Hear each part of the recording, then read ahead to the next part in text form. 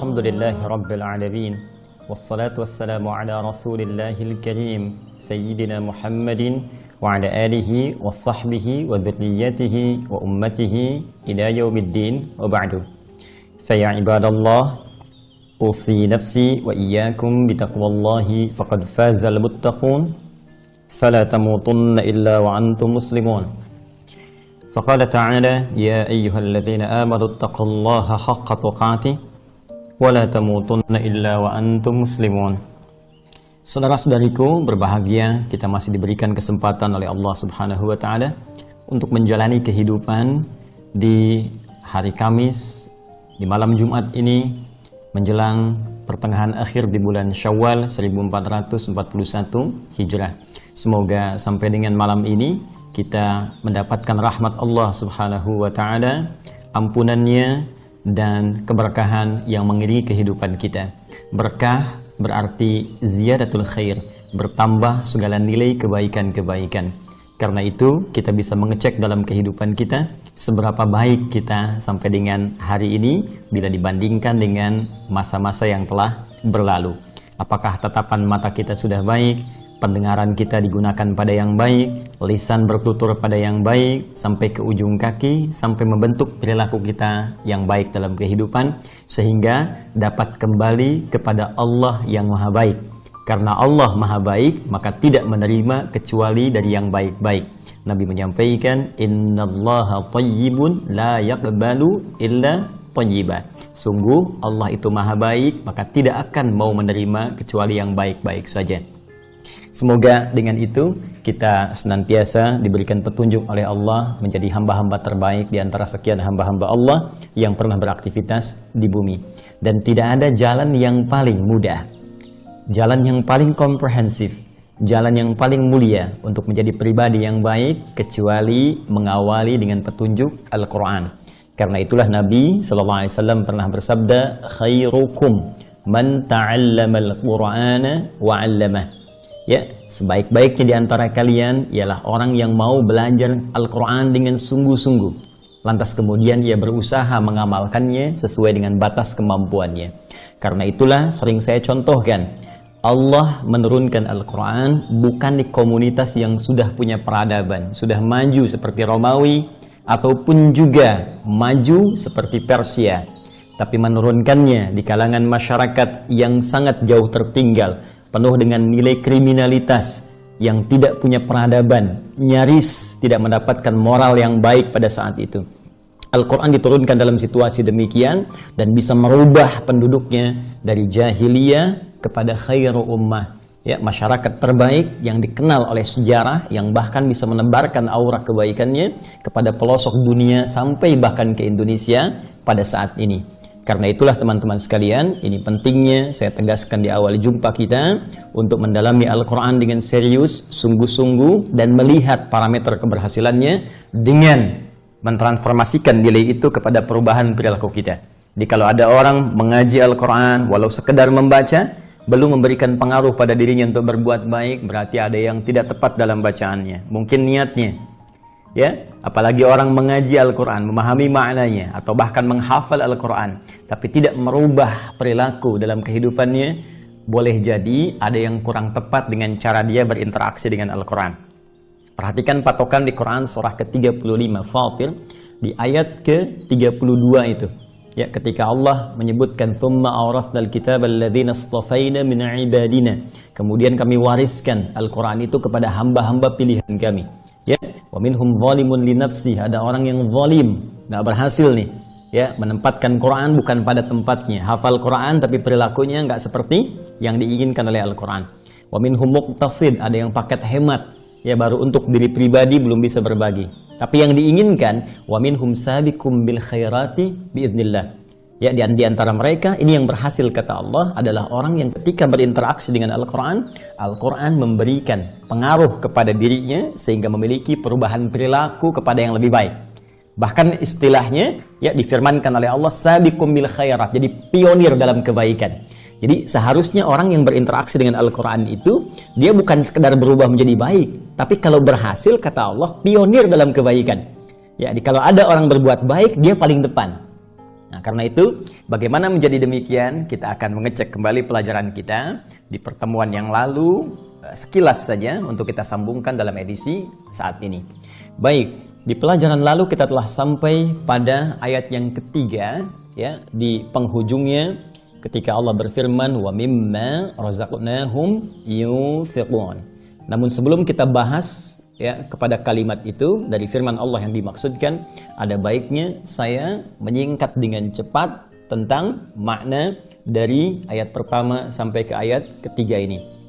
Allah menyampaikan Al-Quran yang difirmankan ini, yang disampaikan, disusun dari huruf-huruf yang biasa engkau ucapkan untuk membuat syairmu yang indah itu, yang kau banggakan itu, yang disebut engkau paling hebat dalam menyusun syair, sastra, ya, sehingga dikenal oleh kalangan masyarakat pada saat itu bahkan melampaui tempat engkau tinggal.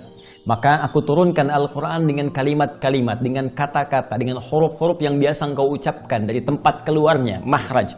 Baik itu dari rongga dada sampai ke lisan, sampai ke bibir, diwakili oleh 3 huruf alif, lam, dan mim. Aku akan sampaikan ini, dan firmanku dzalikal kitab tersusun dengan rapi, dengan sempurna, tidak ada cacatnya. Jauh dzalika, jauh dari apa yang kau gambarkan, jauh dari apa yang kau tuduhkan kepada Nabi Muhammad SAW. Yang kau tuduh Al-Quran adalah produk beliau, yang kau tuduh adalah Al-Quran rekayasa beliau, maka itu jauh dari apa yang kau tuduhkan. La raiba fi, ya, tidak ada keraguan di dalamnya, tidak sempat engkau bahkan tuduhkan kepada otentisitasnya. Kalau engkau berani menuduhnya, maka datangkan yang semisal Al-Quran. Jika memang Al-Quran produk budaya, jika memang Al-Quran produk manusia, maka engkau pun manusia pasti bisa membuatnya. Tapi kalau tak mampu, maka yakini bahwa Al-Quran bukan makhluk, Al-Quran bukan perkataan manusia, tapi Al-Quran firman Allah Subhanahu wa Ta'ala. Kalau engkau sudah paham ini, maka pelajari isinya hudan. Semua isi Al-Quran itu sejak dia diturunkan, maka ditujukan untuk memberikan pedoman hidup. Ya, ini diambil dari Al-Quran surah kedua Al-Baqarah ayat 185. Sejak diturunkan di bulan paling mulia, Syahrul Ramadan alladzi unzila fihi Al-Quran hudal linnas. Ya, Al-Quran disiapkan untuk menjadi pedoman bagi aktivitas kehidupan manusia seluruhnya tanpa kecuali. Dan Quran ini akan sangat efektif menjadi pedoman kehidupan. Hudan, dia petunjuk yang cepat mengantarkan pada kesuksesan, petunjuk yang mengarahkan pada kebahagiaan, petunjuk yang mendekatkan diri kita dengan Allah Subhanahu wa Ta'ala dengan cara yang benar, petunjuk yang mengentaskan segala kesulitan, petunjuk yang menghadirkan keberkahan dalam kehidupan. Akan sangat efektif ini didapatkan lil muttaqin, khususnya bagi orang takwa. Secara singkat Allah menawarkan kepada kita, jika engkau ingin mendapatkan mudah akses kepada Al-Quran untuk menuju kebahagiaan, kesuksesan, mudah beraktivitas, gampang menyelesaikan persoalan, dapat rezeki bahkan dari sisi yang tidak diduga, segala dikerjakan dengan mudah, maka tawaran singkatnya, jadilah termasuk bagian dari orang takwa itu. Bagaimana cara menjadi orang takwa itu? Maka inilah yang kemudian dirumuskan dari ayat ketiga sampai dengan capaiannya pada ayat yang kelima. Kita telah selesai menuntaskan pada 2 pokok dari 4 unsur dalam mendapatkan titian menuju predikat takwa. Yang pertama, kita telah bahas tuntas, ya, unsur untuk menjadi takwa itu atau termasuk golongan orang-orang yang takwa, yang dengan ini bisa meraih berbagai kemudahan yang telah kita ulas panjang lebar dengan uraian yang cukup luas. Karena itu saya sarankan bagi yang baru bergabung, silahkan mengecek kembali tayangan kita pada episode yang lalu, sehingga saya tidak perlu menguraikan dengan panjang lebar lagi. Baik, untuk menjadi pribadi takwa ini, syaratnya 1, ada instrumen pertama, yaitu instrumen iman yang menjadi amalan hati. Ini yang telah saya terangkan pada kesempatan yang lalu. Bahasa Al-Qur'annya difirmankan oleh Allah, syarat pertama, alladzina yu'minuna bil ghaib. Alladzina yu'minuna bil ghaib. Jadi syarat menjadi bagian dari kalangan takwa, orang-orang spesial dalam pandangan Allah, syarat yang pertama adalah memiliki amalan hati dalam wujud iman yang sesungguhnya, iman yang serius kepada Allah Subhanahu wa Ta'ala. Ini bagian pertama. Ingat teman-teman sekalian, kalau kita i'rab, ya, i'rab itu kalau kita kembalikan ke dalam kaidah gramatikal bahasa Arab, itu untuk mengetahui kedudukan satu kata dalam rangkaian kalimat. Itu i'rab. Perubahannya seperti apa? I'rab itu asalnya berubah, sesuatu yang berubah. Nah, ini perubahannya bagaimana? Yang berpengaruh kepada makna. Apakah ini subjek? Apakah ini sifat? Apakah ini predikat, kata kerja? Apakah ini keterangan? Ataukah ini objek? Maka untuk mengetahui itu nanti, kita bisa belajar lewat i'rab. Nanti turunannya terkait harakat, di situ ada nahwu, perubahan kata-katanya, derivasinya ada shorof di dalamnya. Jadi kalau kita ngaji di ilmu i'rab, maka saya tidak bermaksud mengajari, hanya berbagi saja dari apa yang saya dapatkan dari guru-guru kami. Ini sebelumnya takwa diungkapkan oleh Al-Quran ya, dalam firman Allah dengan kalimat muttaqin, al-muttaqin, hudal lil muttaqin. Demikian. Lalu diteruskan ke ayat ketiga, yuk kita i'rab dulu. Alladzina ismun mausulun mabniun alal fathi. Ya, ini isim mausul konjungsi, mencakup kepada seluruh kalangan tanpa kecuali. Disebutkan 1080 kali dalam Al-Quran. Baik ya. Mabniun alal fathi, ya alamatnya tetap. Ya, fathah begini. Karena itu dibacanya alladzina. Kita tidak baca alladzinu, nggak ada alladzini, selalu mabni tetap dalam harakat ini. Perhatikan. Fi mahalli jarnin sifatun, kedudukannya jar, fi mahalli jarnin, ya posisinya, kedudukannya. Ada istilah dalam bahasa Arab, di ilmu Arab jar, ada rafa, ada nasab, ada jazm, ada jar. Jar, perhatikan baik-baik, sifatun. Nah, ini kedudukannya, sifat atau na'tun, ya, sifatun lil muttaqin. Jadi sifat itu bisa diartikan karakter. Ya. Jelas? Bisa diartikan juga ciri, ya. Nah, jadi kalau Anda ingin lebih jauh mendalami, seakan Allah ingin menyampaikan, nih kalau Anda ingin lihat ciri orang takwa, karakter orang takwa itu, maka yang paling awal pondasinya itu iman. Ini amalan hati. Ya, yu'minuna bil ghaib, yakin tanpa ragu kepada Allah walaupun belum tampak dalam pandangannya. Ini tidak perlu saya terangkan lagi karena telah saya uras. Ya, saya i'rab saja. Ini yu'minuna fi'lun mudhari'un ya marfu'un wa alamat raf'i bi thubutin nuni li'annahu min al-af'alil khamsah atau amthilatil khamsah. Ya, ini fi'il mudhari ya marfu', rafa' alamatnya, rafa'nya itu thubutun nun, tetapnya nun karena ini termasuk dari 5 fi'il yang tetap ya. Kemudian ini fa'ilnya waw, menunjuk kepada banyak orang. Waw ya, menunjuk kepada banyak.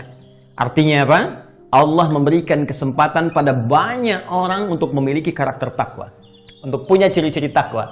Jadi Allah tidak menginginkan si fulan aja yang takwa, si fulanah saja yang takwa, tapi Allah buka kepada semuanya. Siapapun hambaku yang ingin masuk dalam kalangan takwa ini, silahkan, kata Allah seluas-luasnya. Karena itu nanti di hari kiamat, jika ada orang yang datang kepada Allah, dihisab dia, pada saat itu dia kembali tidak menjadi bagian dari takwa, maka kesalahan kembali kepada orangnya. Ya, kenapa? Karena Allah sudah buka seluas-luasnya, orang itu yang tidak masuk ke dalamnya. Kan? Allah sudah memberi, Allah sudah membuka, Anda tidak mengambil. Jadi kalau Anda tidak mendapatkan rahmat Allah di saat itu, bukan Allahnya yang salah. Andanya kenapa tidak mengambil anugerah yang Allah berikan saat di dunia? Persis ketika Anda datang ke ta'lim, panitia memberikan makanan yang lain makan, Anda tak mengambil. Lalu Anda merasa lapar, pingsan kemudian. Lantas ketika Anda pingsan, jangan menyalahkan kepada panitia. Ya, karena mungkin Anda duga tidak memberi makan. Dia memberi, Anda tak mengambilnya. Jelas di sini? Baik. Jadi, kita ingin tunjukkan bagaimana kasih Allah diberikan kepada seluruh hambanya. Wahai hambaku, siapapun kalian yang menginginkan jadi orang takwa, aku ingin hidupmu bahagia, kata Allah. Aku ingin hidupmu sukses. Aku ingin urusanmu mudah. Aku ingin kau mendapatkan apa yang kau ingin harapkan dalam kebaikan. Aku ingin kau berkah hidupnya. Untuk itu jadilah orang takwa, kata Allah. Ini sifatnya. Dengan keadilan Allah diberikan kesempatan pada setiap hambanya tanpa kecuali. Termasuk pendosa. Jika ia ingin kembali kepada jalan yang benar, dia tinggalkan salahnya, dia dapatkan solehnya. Maka dengan itu, dia berpeluang menjadi orang takwa seperti digambarkan di ayat ini. Oke, satu, amalan hati. Kemudian yang kedua, teman-teman sekalian, wa yuqimunas shalah. Saya i'rab dulu karena di kesempatan yang lalu saya belum i'rab. Wa yuqimunas shalah. Demikian. Ya. Fokus. Ini nanti saya akan terangkan di ujung bahasan kenapa ini saya tuliskan kembali, karena nanti ada susunan yang indah yang ingin saya bagi dalam pendekatan ilmu balaghah, ya. Dari situ kita bisa memahami apa yang akan kita uraikan. Wa yuqimunas shalah. Fokus. Wa harfu atfin, huruf ataf. Ingat, ataf itu huruf konjungsi, huruf sambung, ya. Tapi bukan mirip, ya, dengan isim mausul, beda dengan isim mausul. Ataf huruf sambung yang dimaksudkan menyambungkan hukum dengan yang sebelumnya, mengaitkan, mengorelasikan apa yang akan dibahas diikutkan pada hukum sebelumnya, ya. Jadi yang dimaksudkan di sini, kalau dalam ilmu hitung mungkin kita tambahkan plus gitu kan, dan diikutkan pada sebelumnya, tambahkan.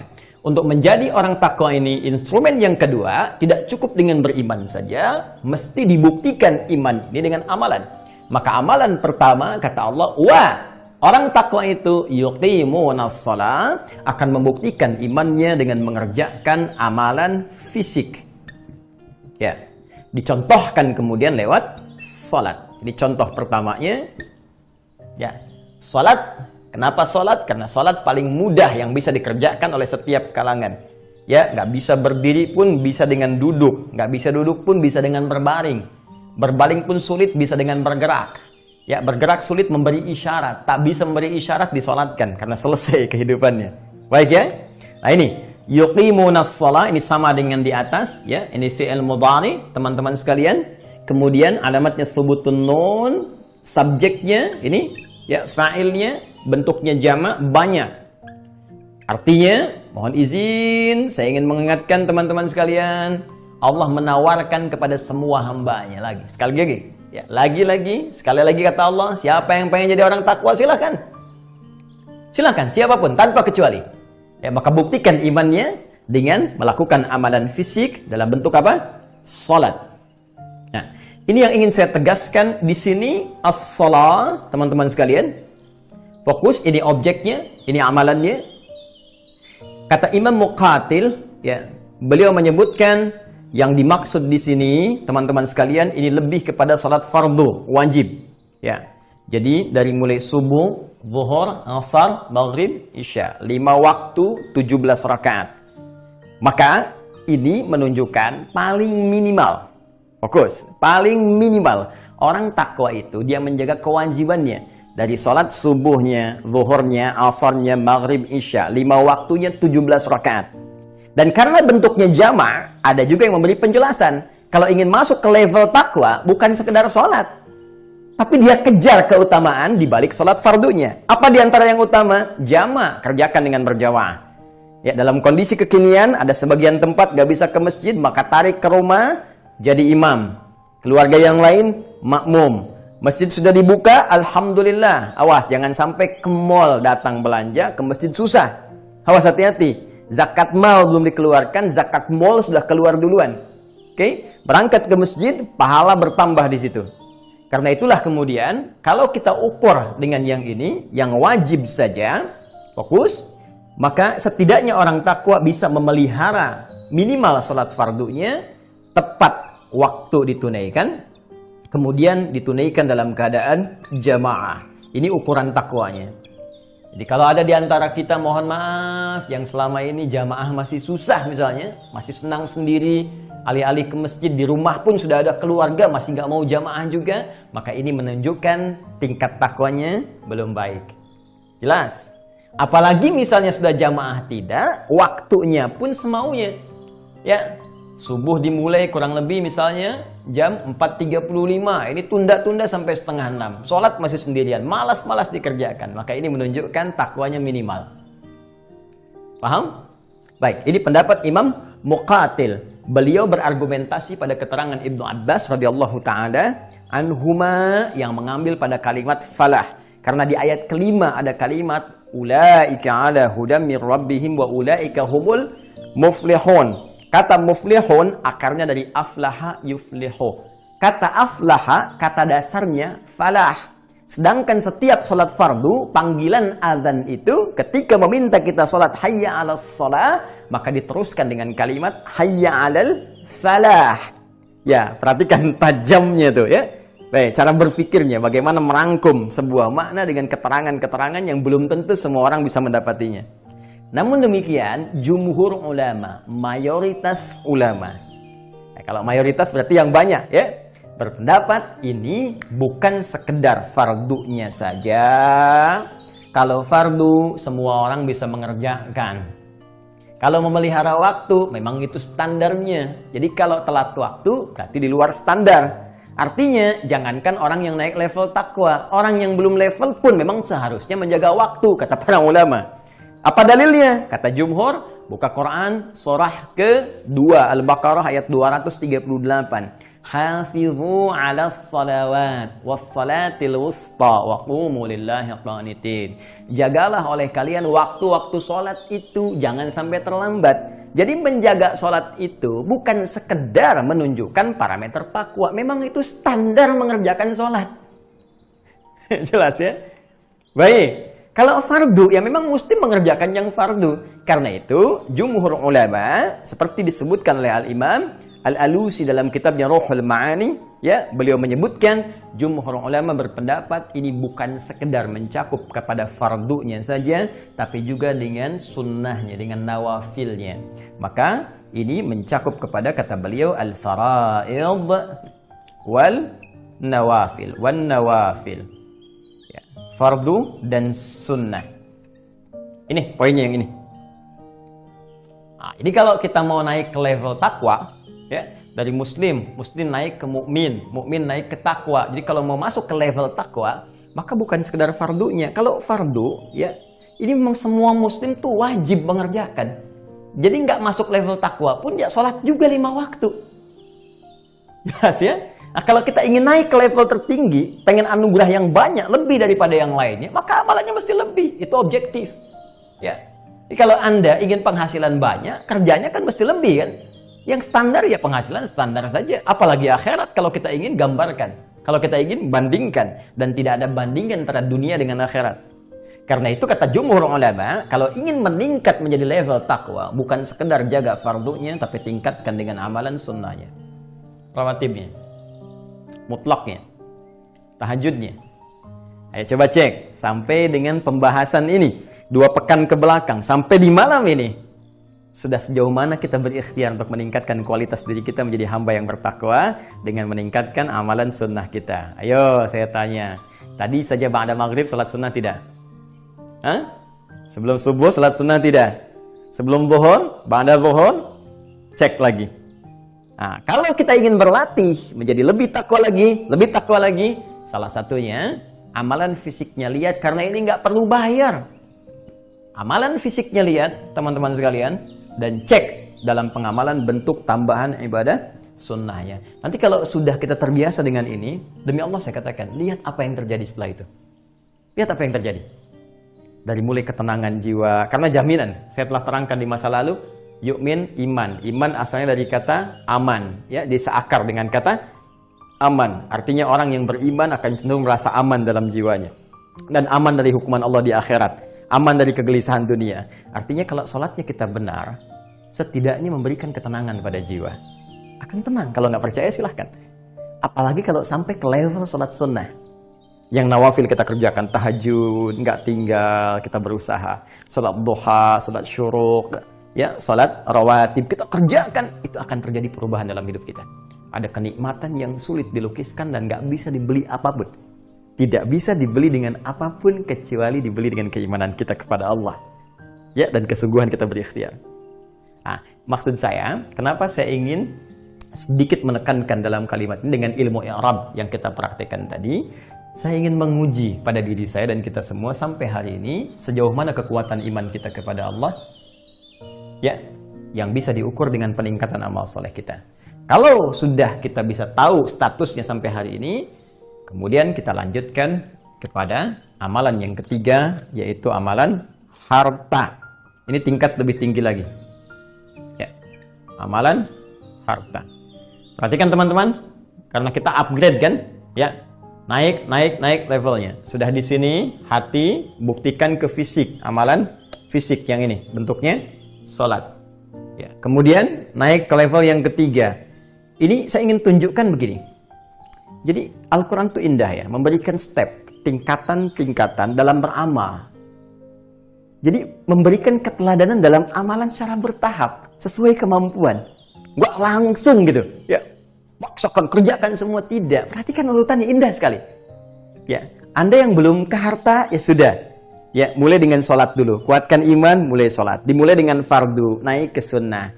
Lalu kita disupport oleh Al-Quran, ayo cekat, tingkatkan kemampuanmu. Belajar dengan baik, ya berusaha dengan sungguh-sungguh. Supaya apa? Bisa naik level ke tingkat yang ketiga dari instrumen takwa, yaitu orang yang bisa beramal dengan hartanya. Jadi kita ini dimotivasi sekarang nih. Ya. Nah, apa indikasi ke arah itu? Apa dalilnya?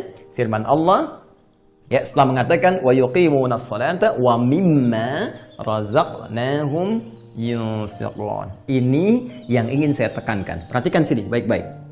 Ya, wa mimma ya razaqnahum yunfiqun. Fokus. Wa mimma razaqnahum yunfiqun.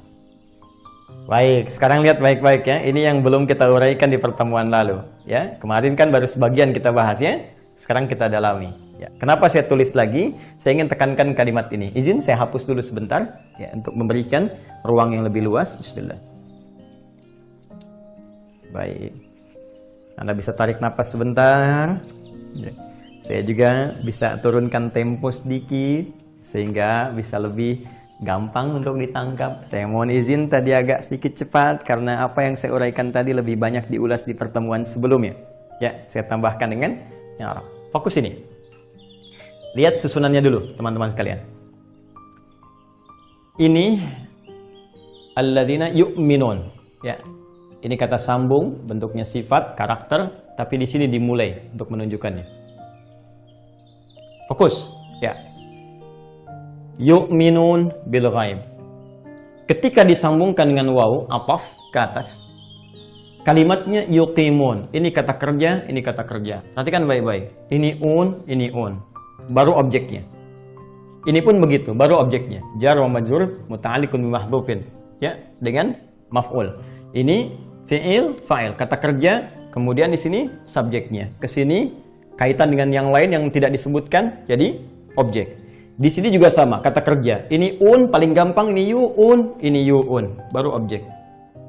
Tapi ketika menyebut harta, ini menarik. Kata kerjanya justru diakhirkan. Yu'un, yunfiqun.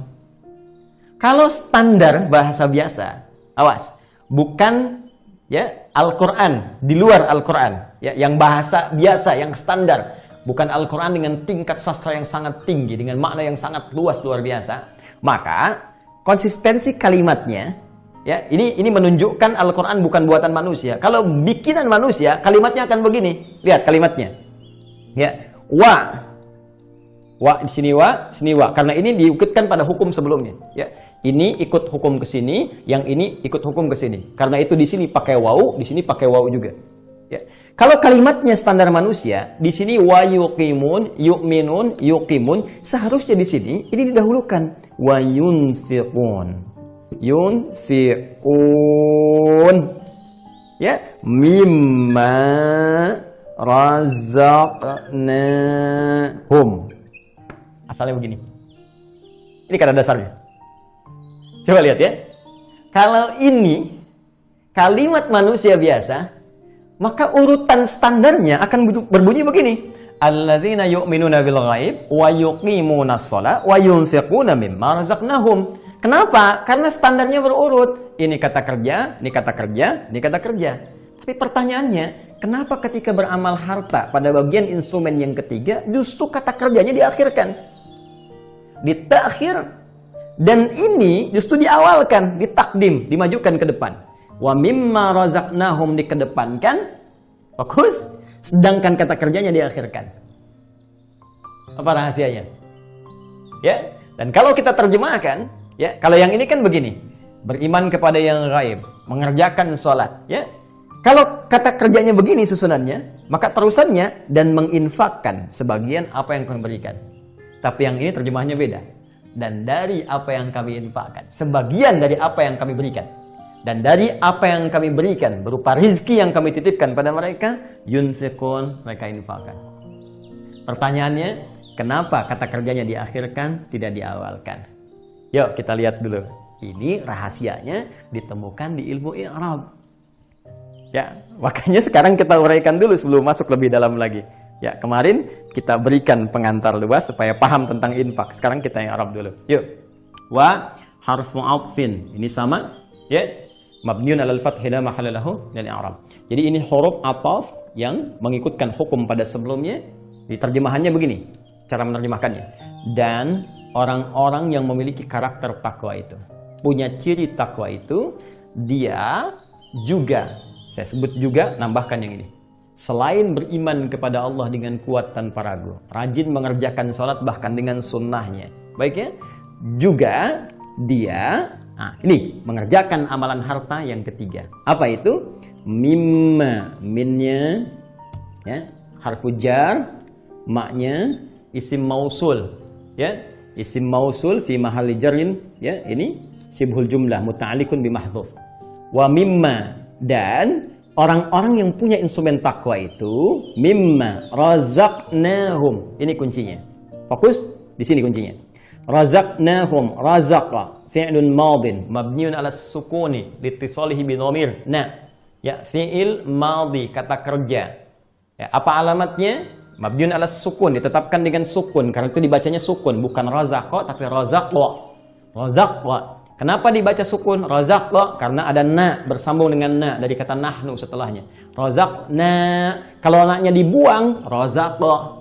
Tapi karena ada na-nya disukunkan, razaqna. Na-nya fa'il. Awas, hati-hati.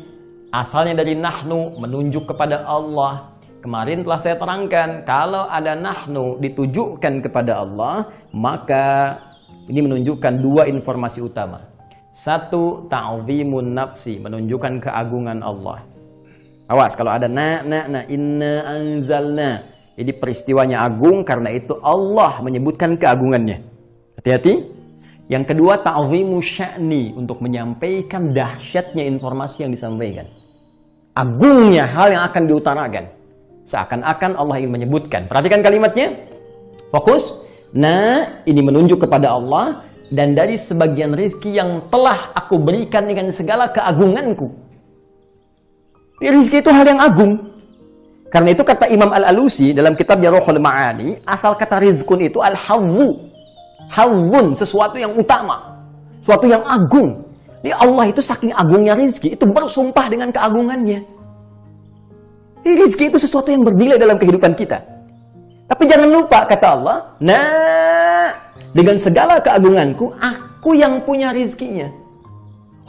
Aku titipkan kepada mereka, hamba-hambaku. Kepada orang yang bertakwa ini. Ini seakan Allah ingin memberi isyarat, ya, dengan kalimat ini, wa mimma razaqnahum, isyarat pertama, fokus baik-baik, rizki yang aku berikan itu begitu agung. Tapi seagung-agungnya rizki ini, kamu harus sadar bahwa semua rizki itu punyaku. Nih, kembali kepada Allah. Karena itu dia disebut dengan Ar-Razzaq, sang pemberi rizki. Ya, Allah ingin mengatakan, ini semua rizki yang kamu rasakan, kamu dapatkan. Hei, rumah kamu yang luas itu. Hei, yang suka kamu pengen lihatkan pada orang lain. Hei, mobil kamu yang kamu koleksi banyak itu. Hei, harta kamu yang sering kamu cek di ATM itu. Yang kamu tunjukkan kepada publik. Yang kamu ingin update dengan status orang paling kaya bahkan di dunia. Aku ingin tunjukkan, kata Allah, semua itu bukan punya kamu, itu punya aku. Kalau punya Anda, kan sering saya katakan, kalau punya Anda, berarti akan ikut dengan Anda kemanapun.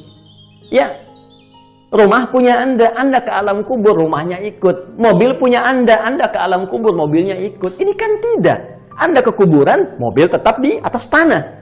Anda ke kuburan, rumah tetap di atas tanah. Anda ke kuburan, uang tidak ikut ke alam kubur Anda. Berarti Anda itu diberi petunjuk bahwa apa yang selama ini kita katakan punya kita, kata Allah itu punya saya. Cuman dititipkan kepada kita supaya dengan itu kita bisa beramal untuk bekal pulang. Untuk kembali. Ya. Jadi ketika ada orang dititipkan harta, jangan bangga dulu dengan harta. Mungkin harta ini amal utama yang bisa kita manfaatkan karena kita belum bisa menyusul orang lain yang sebagian orang menilainya. Loh, dia itu miskin, dia itu fakir. Betul, fakir dalam urusan harta, tapi dia kaya dalam urusan ibadah fisik. Dia bisa puasa. Bahkan telah naik. Anda baru Senin, dia sudah Senin Kamis. Anda Senin Kamis, dia tambah Ayyamul Bid. Anda Ayyamul Bid, bahkan dia puasa Daud. Sehari puasa, sehari tidak. Anda yang sehari-hari bahkan mengharapkan sholat Daud. Subuh sholat, duhur tidak. Asar sholat, maghrib tidak. Tahajud belum bisa bangun. Terus Anda pengen sesurga dengan dia. Maka amalannya apa? Konsisten pada yang fardu. Yang ini yang digunakan harta untuk beramal. Karena itu kata Allah, orang takwa itu ketika akan berinfak, dia menyadari, loh kenapa saya mesti takut berinfak? Toh harta ini punya Allah kok. Bukan punya saya. Ya, kalau harta itu punya Anda, ya silakan Anda pikir-pikir. Mungkin takut berkurang. Tapi kalau harta itu punya Allah dan bukan punya Anda dititipkan harta. Yang punya nyuruh, bagi ya. Masa Anda pertahankan? Saya ketitipan harta 100 juta. Kata yang punya, hei Adi, nanti besok yang 50 juta tolong bagiin fakir miskin di sana ya. Yang 25 juta bagikan yatim di sana. Ya. Yang 20 juta bagikan orang di sana tuh, yang Ibnu Sabil. Kamu pakai dah 5 juta. Kata yang punya. Terus saya katakan, ngapain saya bagi? Ini kan punya saya. Anda sehat tidak? Jadi di sini Allah ingin mengatakan begini, ini harta itu punya saya, kata Allah, bukan punya kamu. Jadi nggak usah bangga. Yang punya Allah. Tapi saking rahmannya Allah kepada kita, diberikan kita untuk beramal. Kata Allah, nih, kamu kasih si fulan, kamu kerjakan nih, aku bikin nih orang-orang yang berhak untuk menerima ini. Kamu tinggal salurkan saja. Itu memang punya saya, tapi kalau kamu benar menyalurkannya, aku berikan poin. Aku berikan pahala namanya. Pahala itu yang akan dikonversi nanti saat pulang ke akhirat menjadi pundi-pundi amalan yang bisa mengantarkan kita pada rahmat yang lebih tinggi dibandingkan kenikmatan dunia.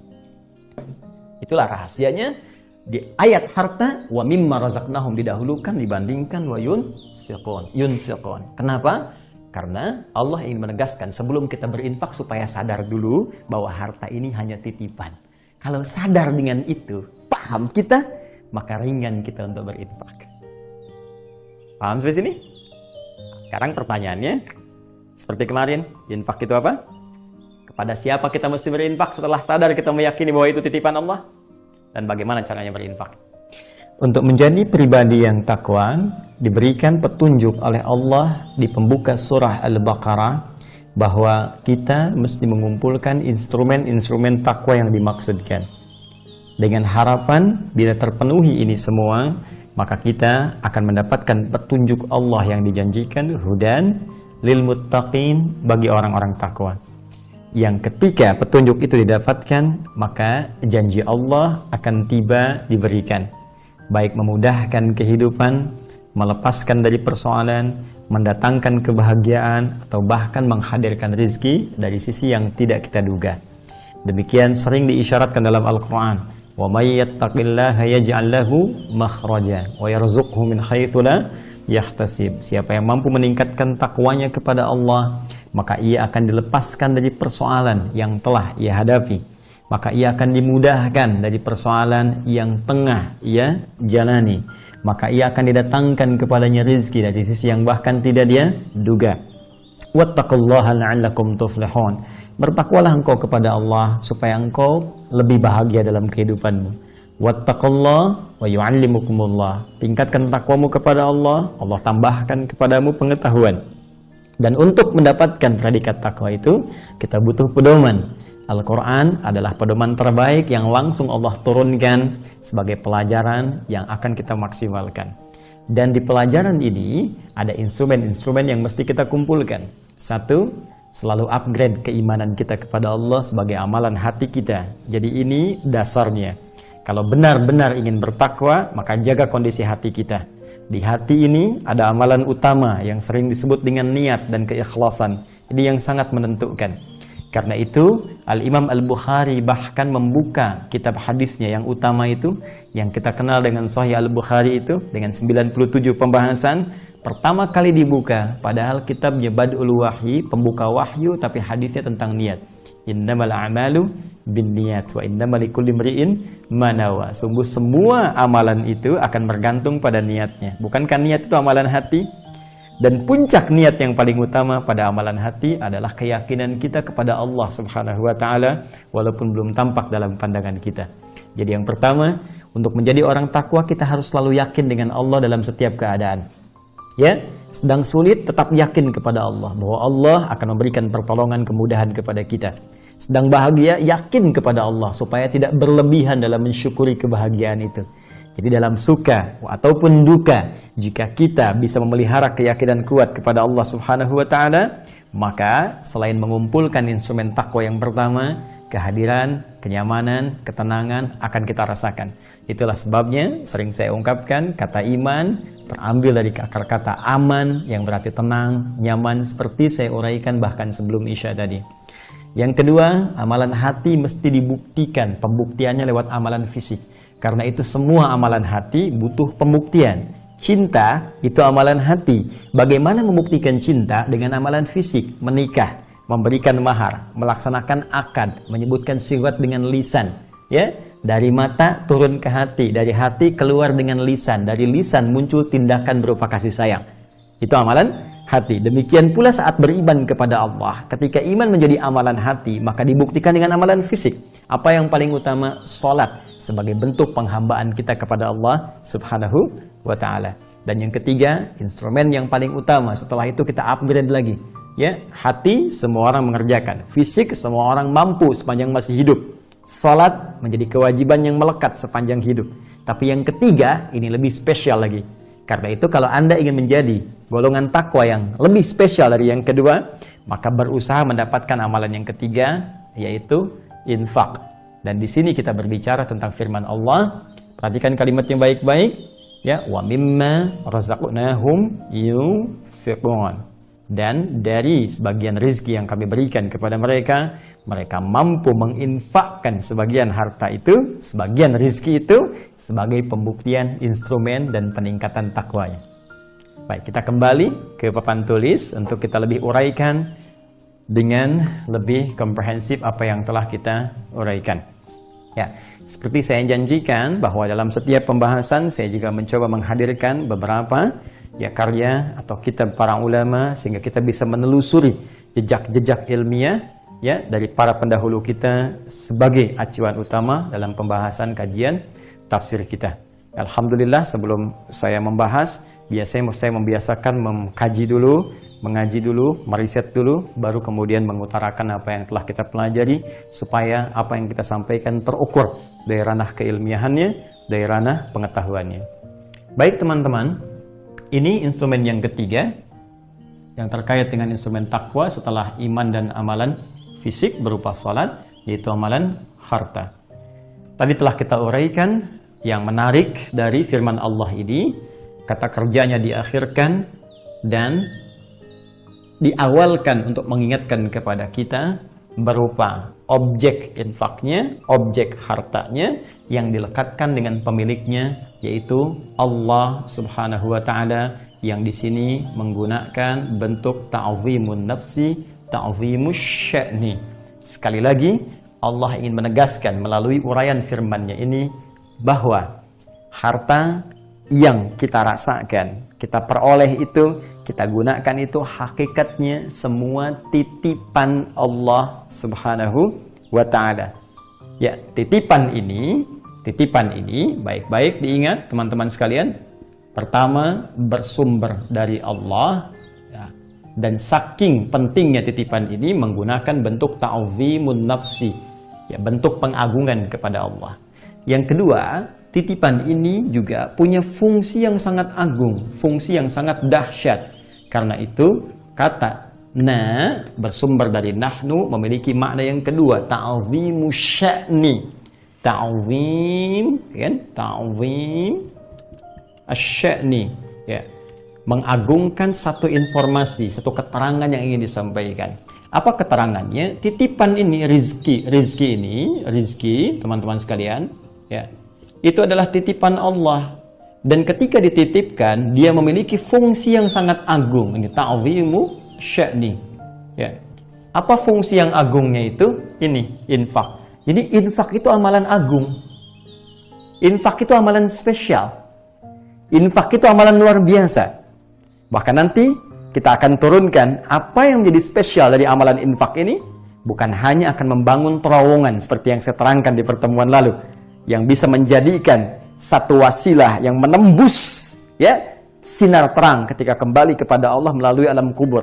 Saat orang lain merasakan kegelapan, Anda mendapatkan satu terowongan yang luar biasa terang untuk menuju Allah Subhanahu wa Ta'ala dengan infak itu. Bukan sekedar itu, tapi infak nanti kita akan dapatkan keagungan pahalanya, keagungan apresiasinya, keagungan balasannya, dan keagungan limpahan yang sangat dahsyat dari Allah Subhanahu wa Ta'ala. Karena itu, apresiasi bagi orang yang infak bukan sekedar menjadikan dirinya mendapatkan instrumen takwa yang ketiga, tapi juga mendapatkan penilaian agung di sisi Allah Subhanahu wa Ta'ala. Baik, sebelum sampai ke sini, mari kita lihat baik-baik. Saya ingin tegaskan dari apa yang saya terangkan di pertemuan lalu, ini bentuknya penegasan. Allah telah menegaskan bahwa yang diinfakkan itu rizki. Ini, razaqnahum, rizkun. Awas ya, ada razqun, ada rizqun. Oh, ada rozki, ada rizki. Ya, awas mau pakai Z razki. Ya, kadang orang Indonesia narik seperti pakai S, rozki, itu pakai Z asalnya, rezeki atau rizki, ya. Nah, apa bedanya? Ya, sebetulnya akarnya sama, razaqa yarzuqu. Tapi kalau razqun, nah itu pemberiannya. Ya. Pemberian al-i'ta lima yustafadu bihi atau yuntafa'u bihi al-hayawan wa ghairuh. Ya, setiap pemberian yang bisa dimanfaatkan oleh makhluk yang bernyawa. Ya. Baik, jadi hewan bisa manfaatkan, bahkan ada yang meluaskan, tumbuhan bisa manfaatkan. Bukankah air itu rizki, kan? Ya, maka hewan, tumbuhan juga memerlukannya, termasuk manusia, makhluk yang bernyawa, apalagi, ya. Baik, jadi setiap yang bisa dimanfaatkan itu pakai fathah, razkun. Ya, baik. Tapi kalau kita ingin gunakan namanya, ismun atau masdarnya, maka gunakan kasrah, rizkun. Hah? Maka kalau kita gunakan rizkun, itu bagi namanya atau masdarnya, sumber inti pemberiannya. Inti dari pemberian. Nanti saya tuliskan, nanti ini ada kaitannya nih dengan ayat ya. Nah, jadi ini inti. Jadi kalau kita bicara rizki, ini inti dari satu pemberian. Sesuatu yang utamanya. Ya, diseakan kalau kalimatnya menggunakan rizkun, kalau Anda mau ngasih itu, cari yang utama. Inti itu kan utama, ya kan? Jadi kalau kita mau punya sesuatu, ya yang paling berharganya kan yang intinya kan? Yang paling bernilai kan yang intinya kan? Baik, kalau ada makanan di sekitaran kita, yang lain cuma hiasan-hiasan, cabai, sambal itu hiasan. Yang utamanya kan nasinya, ayamnya, gitu kan? Baik, jadi kalau Anda mau berbagi, jangan cabainya kasih orang, nasinya Anda makan. Jelas ya? Ya, soto yang berharganya itu apanya? Ya, ayamnya atau dagingnya, ya, atau misalnya makanan lontongnya, kan, yang tergabung di situnya. Kuahnya penting, tapi kan tambahan. Jadi jangan sampai Anda kasih kuahnya ke orang atau cuman kerupuknya ke orang, sotonya Anda makan. Jadi yang inti itu, yang utama itu rizkun namanya. Jelas ya? Nah, karena itu ketika ada seseorang ingin berbagi nanti, Quran menyebutkan cari yang terbaik, yang intinya. Itu ada di Quran surah kedua Al-Baqarah ayat 215. Isyaratnya. Quran surah kedua ayat 215. Ya, paling kanan sebelah bawah di mushaf. Mohon izin mengingatkan. Yas'alunaka madza yunfiqun. Mereka bertanya kepadamu Muhammad sallallahu alaihi wasallam. Kalau pengen infak, nih. Tuh, kan kalimatnya sama yunfiqun. Kalau pengen infak, apa yang harus diinfakkan? Jelas. Kalau pengen infak, apa yang harus diinfakkan? Qul, katakan. Langsung Allah yang berfirman sebagai perintah. Qul, katakan. Ma anfaqtum min khair. Ya.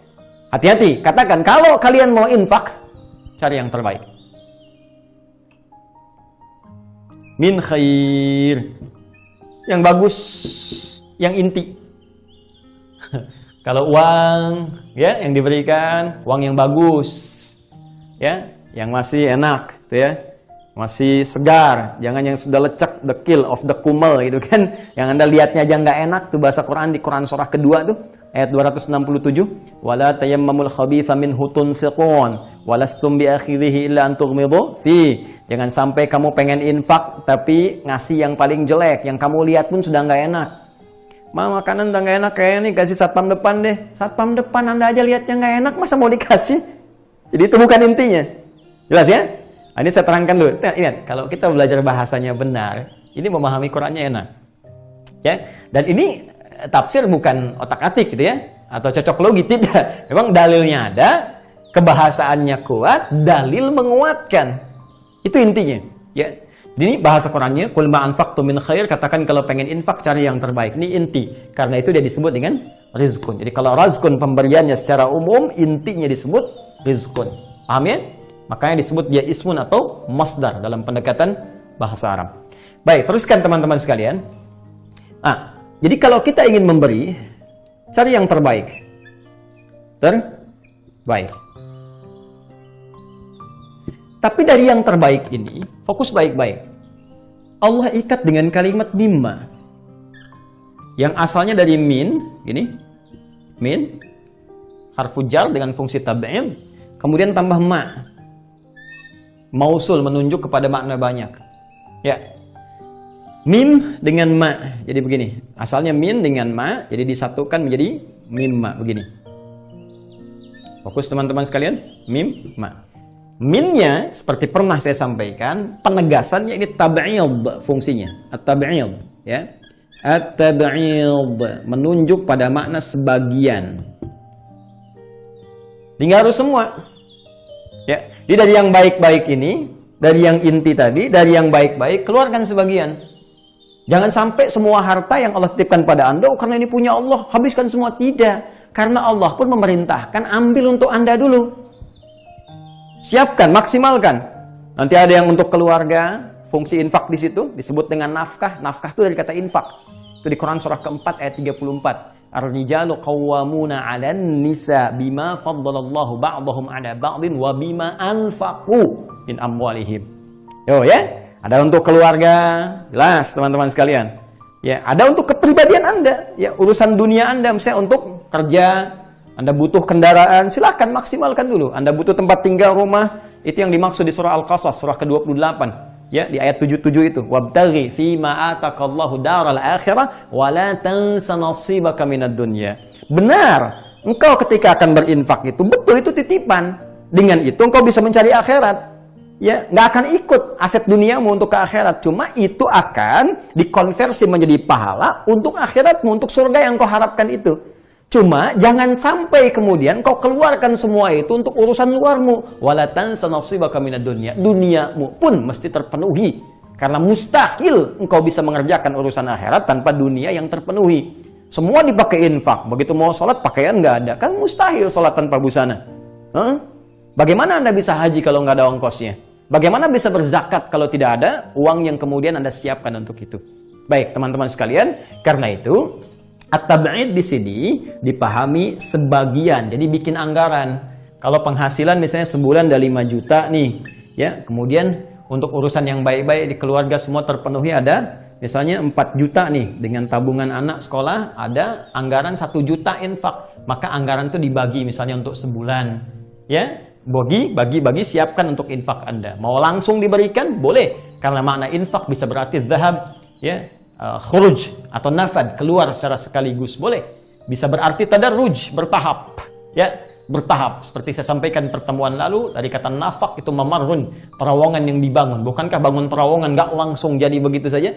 Ya, tapi sebagian sampai kemudian lubangnya terasa nyaman. Itu yang dimaksudkan, keluarkan sebagian sampai kosong betul dari kas infak yang ada di kantong itu. Besok Jumat mau infak berapa? Mau dikeluarkan satu masjid boleh. Mau di masjid itu dari 1.200.000, jalan lagi cari yatim, kasih du'afa, kasih sampai kosong. Ya, itu yang dimaksudkan, sampai kita membangun terowongan kita sampai ke alam kubur, sampai kembali kepada Allah Subhanahu wa taala dalam bentuk metafornya. Jelas sampai sini? Ini yang dimaksudkan nanti di firman Allah di Quran surah ke-2 Al-Baqarah ayat 172. Ketika Allah memberikan informasi pada orang beriman. Perhatikan kalimatnya. Ya ayyuhalladzina amanu kulu min thayyibati ma razaqnakum. Indah kalimatnya. Perhatikan, instrumen takwa yang pertama kan iman kan? Masih ingat amalan hati? Alladzina yu'minuna bil ghaib. Begitu orang beriman, panggilan Qur'annya ya ayyuhalladzina amanu. Berarti berbahagialah Anda. Ya, berbahagialah kalau sudah beriman, berarti kita mendapatkan modal instrumen takwa yang pertama. Dan panggilannya indah, beda. Beda dengan sapaan umum untuk manusia, ya ayuhan nas, beda. Kalimatnya spesifik indah, ya ayyuhalladzina amanu. Hai orang-orang yang telah mengumpulkan instrumen iman dalam dirinya. Upgrade, tingkatkan. Ya, perhatikan, teruskan kalimatnya. Ayat 172. Kulu min thayyibati. Pakai min. Silahkan makan. Konsumsi min sebagian. Thayyibati ma razaqnakum. Min thayyibati, dari yang baik-baik. Razaqnakum. Nih, wa mimma razaqnahum. Ini perintah ma razaqnakum. Min thayyibati ma razaqnakum.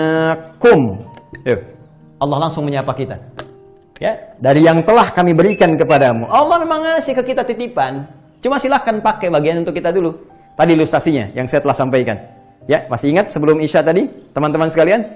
Nih, dikasihkan untukmu 100 juta di Hidayat, ya. 50 juta bagikan kepada fakir miskin, kan? 25 juta untuk yatim, masih ingat? 20 juta untuk Ibnu Sabil, 5 juta pakai buat kamu, silahkan. Ya kan? Titipan kan? Maka silakan kata Allah, pakai min sebagian dari Allah yang Allah titipkan kepada kita, pakai untuk kita. Ya. Nanti dari situ silahkan bikin anggaran untuk infak. Indah kehidupan. Adil kan Allah? Sangat adil dan sangat maha baik. Mudah bagi Allah menitipkan pada hamba yang lain dengan kasihnya. Tapi ketika Allah menitipkan kepada Anda, maka kita mesti cepat menyadari bahwa kasih Allah sedang ditanamkan dalam hati kita untuk beramal dengan amalan harta itu. Kita sedang diangkat, sadar teman-teman, kita sedang diangkat pada level yang ketiga. Maka jangan cepat Anda turunkan, bukan untuk ria. Jadi kalau ada titipan harta itu bukan untuk pamer. Namanya titipan, mustahil orang dititipin pamer. Saya belum pernah lihat, mohon maaf kepada teman-teman misalnya, yang sedang parkirin sesuatu, teman-teman yang luar biasa, jadi petugas parkir, kan titipan tuh, ya. Motor titipan, mobil titipan. Emang ada teman-teman yang tugas parkir ketitipan misalnya Ferrari, foto, ceklik. Ya, ketitipan misalnya Lamborghini, foto, gini, upload. Ini punya saya, kan tidak. Nah, ini kita punya titipan dari Allah. Untuk apa dibangga-banggakan dalam kehidupan dunia kita? Apa yang mau dipersaingkan? Toh meninggal juga. Coba lihat persaingannya nanti hasilnya setelah meninggal. Lihat di kuburan. Apa hasilnya yang Anda kerjakan sekarang? Saya cuma mau tanya, Anda yakin meninggal tidak? Itu saja. Kalau yakin Anda meninggal, cari persiapan. Kecuali kalau Anda memang merasa yakin sudah aman dengan kehidupan di alam kubur nanti, ya silahkan. Insya Allah dengan mengerjakan ini nggak ada ruginya. Demi Allah, nanti kita akan buktikan siapa yang bahagia dan siapa yang memelas kepada Allah. Fa'asaddaqa wa aku minas shalihin. Berikan kami ya Allah hanya sebentar waktu saja untuk menyedekahkan apa yang telah kami dapatkan selama ini sebagai titipan darimu. Kami ingin beramal saleh. Ketika datang masanya itu, sudah terlambat dan tidak ada satupun yang bisa kembali. Karena itu teman-teman sekalian, ayo siapkan. Begitu Anda mendapatkan titipan Allah ini, yakinkan pada diri Anda, Allah ingin mengangkat, mengupgrade level saya pada yang ketiga ini. Jelas ya? Nah, ini indah kalimatnya. Jadi, ini poinnya. Nah, kemudian, min di sini juga, ini bisa berarti terkait dengan hukum. Ya, hukmul iktisab, hukum dalam pencariannya. Kalau sudah terkait dengan hukum dalam pencarian, hukmul iktisab, maka ini akan terkait dengan halal dan haramnya. Fokus ya, halal dan haram. Begini cara memahaminya. Rizki ini masih umum. Di semua yang Allah berikan umum. Ya. Tumbuhan, hewan, mineral itu ada emas, ada barang tambang segala rupa, dan benda-benda yang bisa kita dapatkan. Semua rezeki dari Allah, masih umum. Nah, cara kita mendapatkannya, itu akan menentukan status rezeki itu, berupa titipan Allah tadi, apakah jadi halal atau haram. Paham? Rezekinya masih umum, baik, thayyib. Ya, nggak ada yang jelek dari Allah, semuanya baik. Nah, ketika Allah akan titipkan kepada kita, cara ngambil kita bagaimana? Ya, saya mau nitipkan kepada Anda nih, ini bukan permisalan apapun, ya. Hanya membangun ilustrasi antara kehidupan kita. Saya mau nitipkan kepada Anda, tiba-tiba ada yang ngambilnya, ada yang ngambilnya mau mukul, ada yang ngambil pakai senjata, ada yang nodong. Dikasih baik-baik kok nodong. Kan tinggal ngambil saja dengan cara yang sopan, ya kan? Nah ini Allah ngasih kepada kita dengan cara yang berbentang. Laisa kamitslihi syai'. Gak bisa diserupakan dengan perumpamaan apapun. Tapi yang paling gampang dipahami, Allah ngasih kita segala hal. Dan memberi pedoman kepada kita bagaimana cara ngambilnya. Ya ayyuhan nasu kulu mimma fil ardi halalan thayyibah. Hai manusia, aku berikan rezeki kepadamu, silahkan ambil untuk kamu makan, untuk kamu bagikan, untuk kamu share dengan yang lain dengan cara yang legal. Maka diberikan turunan-turunan petunjuk dari Nabi. Ini cara benar untuk begini, jangan korupsi, jangan menipu, jangan nyogok. Awas, awas hati-hati, hati-hati, jangan mencuri, jangan merampok, jangan menyakiti orang, jangan menumpahkan darah, jangan riba, macam-macam diturunkan. Nah, cara mengambil ini itu yang akan memengaruhi kepada hukum. Jika cara mengambilnya benar, maka rizki ini jatuhnya halal. Jika cara mengambilnya salah, maka rizki ini jatuhnya haram. Awas, hati-hati. Hati-hati. Rizki netral asalnya, semuanya baik. Cuma cara Anda mengambil itu menentukan kualitasnya. Begitu diambil benar, halal. Diambil dengan cara yang salah, haram. Nah, kenapa Allah kemudian menggunakan bentuk min sebagian? Salah satunya kata para ulama untuk menegaskan, jangan sampai dari yang halal dan haram ini menjadi bercampur. Apalagi ada yang menginfakkan dari yang haram. Min yang dimaksud nggak boleh pakai yang haram. Min wa mimma, dan dari apa yang kami berikan rezeki itu yang halal saja yang boleh dipakai infak. Wah, saya korupsi nih, sebagian biar sedikit lah dosanya dikurangin dikit. Infak misalnya, nggak bisa. Apa dalilnya? Nabi menyampaikan, innallaha thayyibun la yaqbalu illa thayyiba. Allah itu maha baik, maha bersih, tidak akan menerima apapun dari yang kotor. Ya, kecuali yang baik-baik saja, yang bersih-bersih saja. Ya. Maka jalannya bagaimana? Kalau memang pernah bersalah, tidak ada manusia yang sempurna, semua pernah punya salah. Dan manusia terbaik itu ketika dia salah, dia beralih menjadi soleh, dia tinggalkan kesalahannya. Kadang-kadang saking baiknya Allah diberikan jalan. Ya, penegak hukum dipermudah mengakses ke orang itu.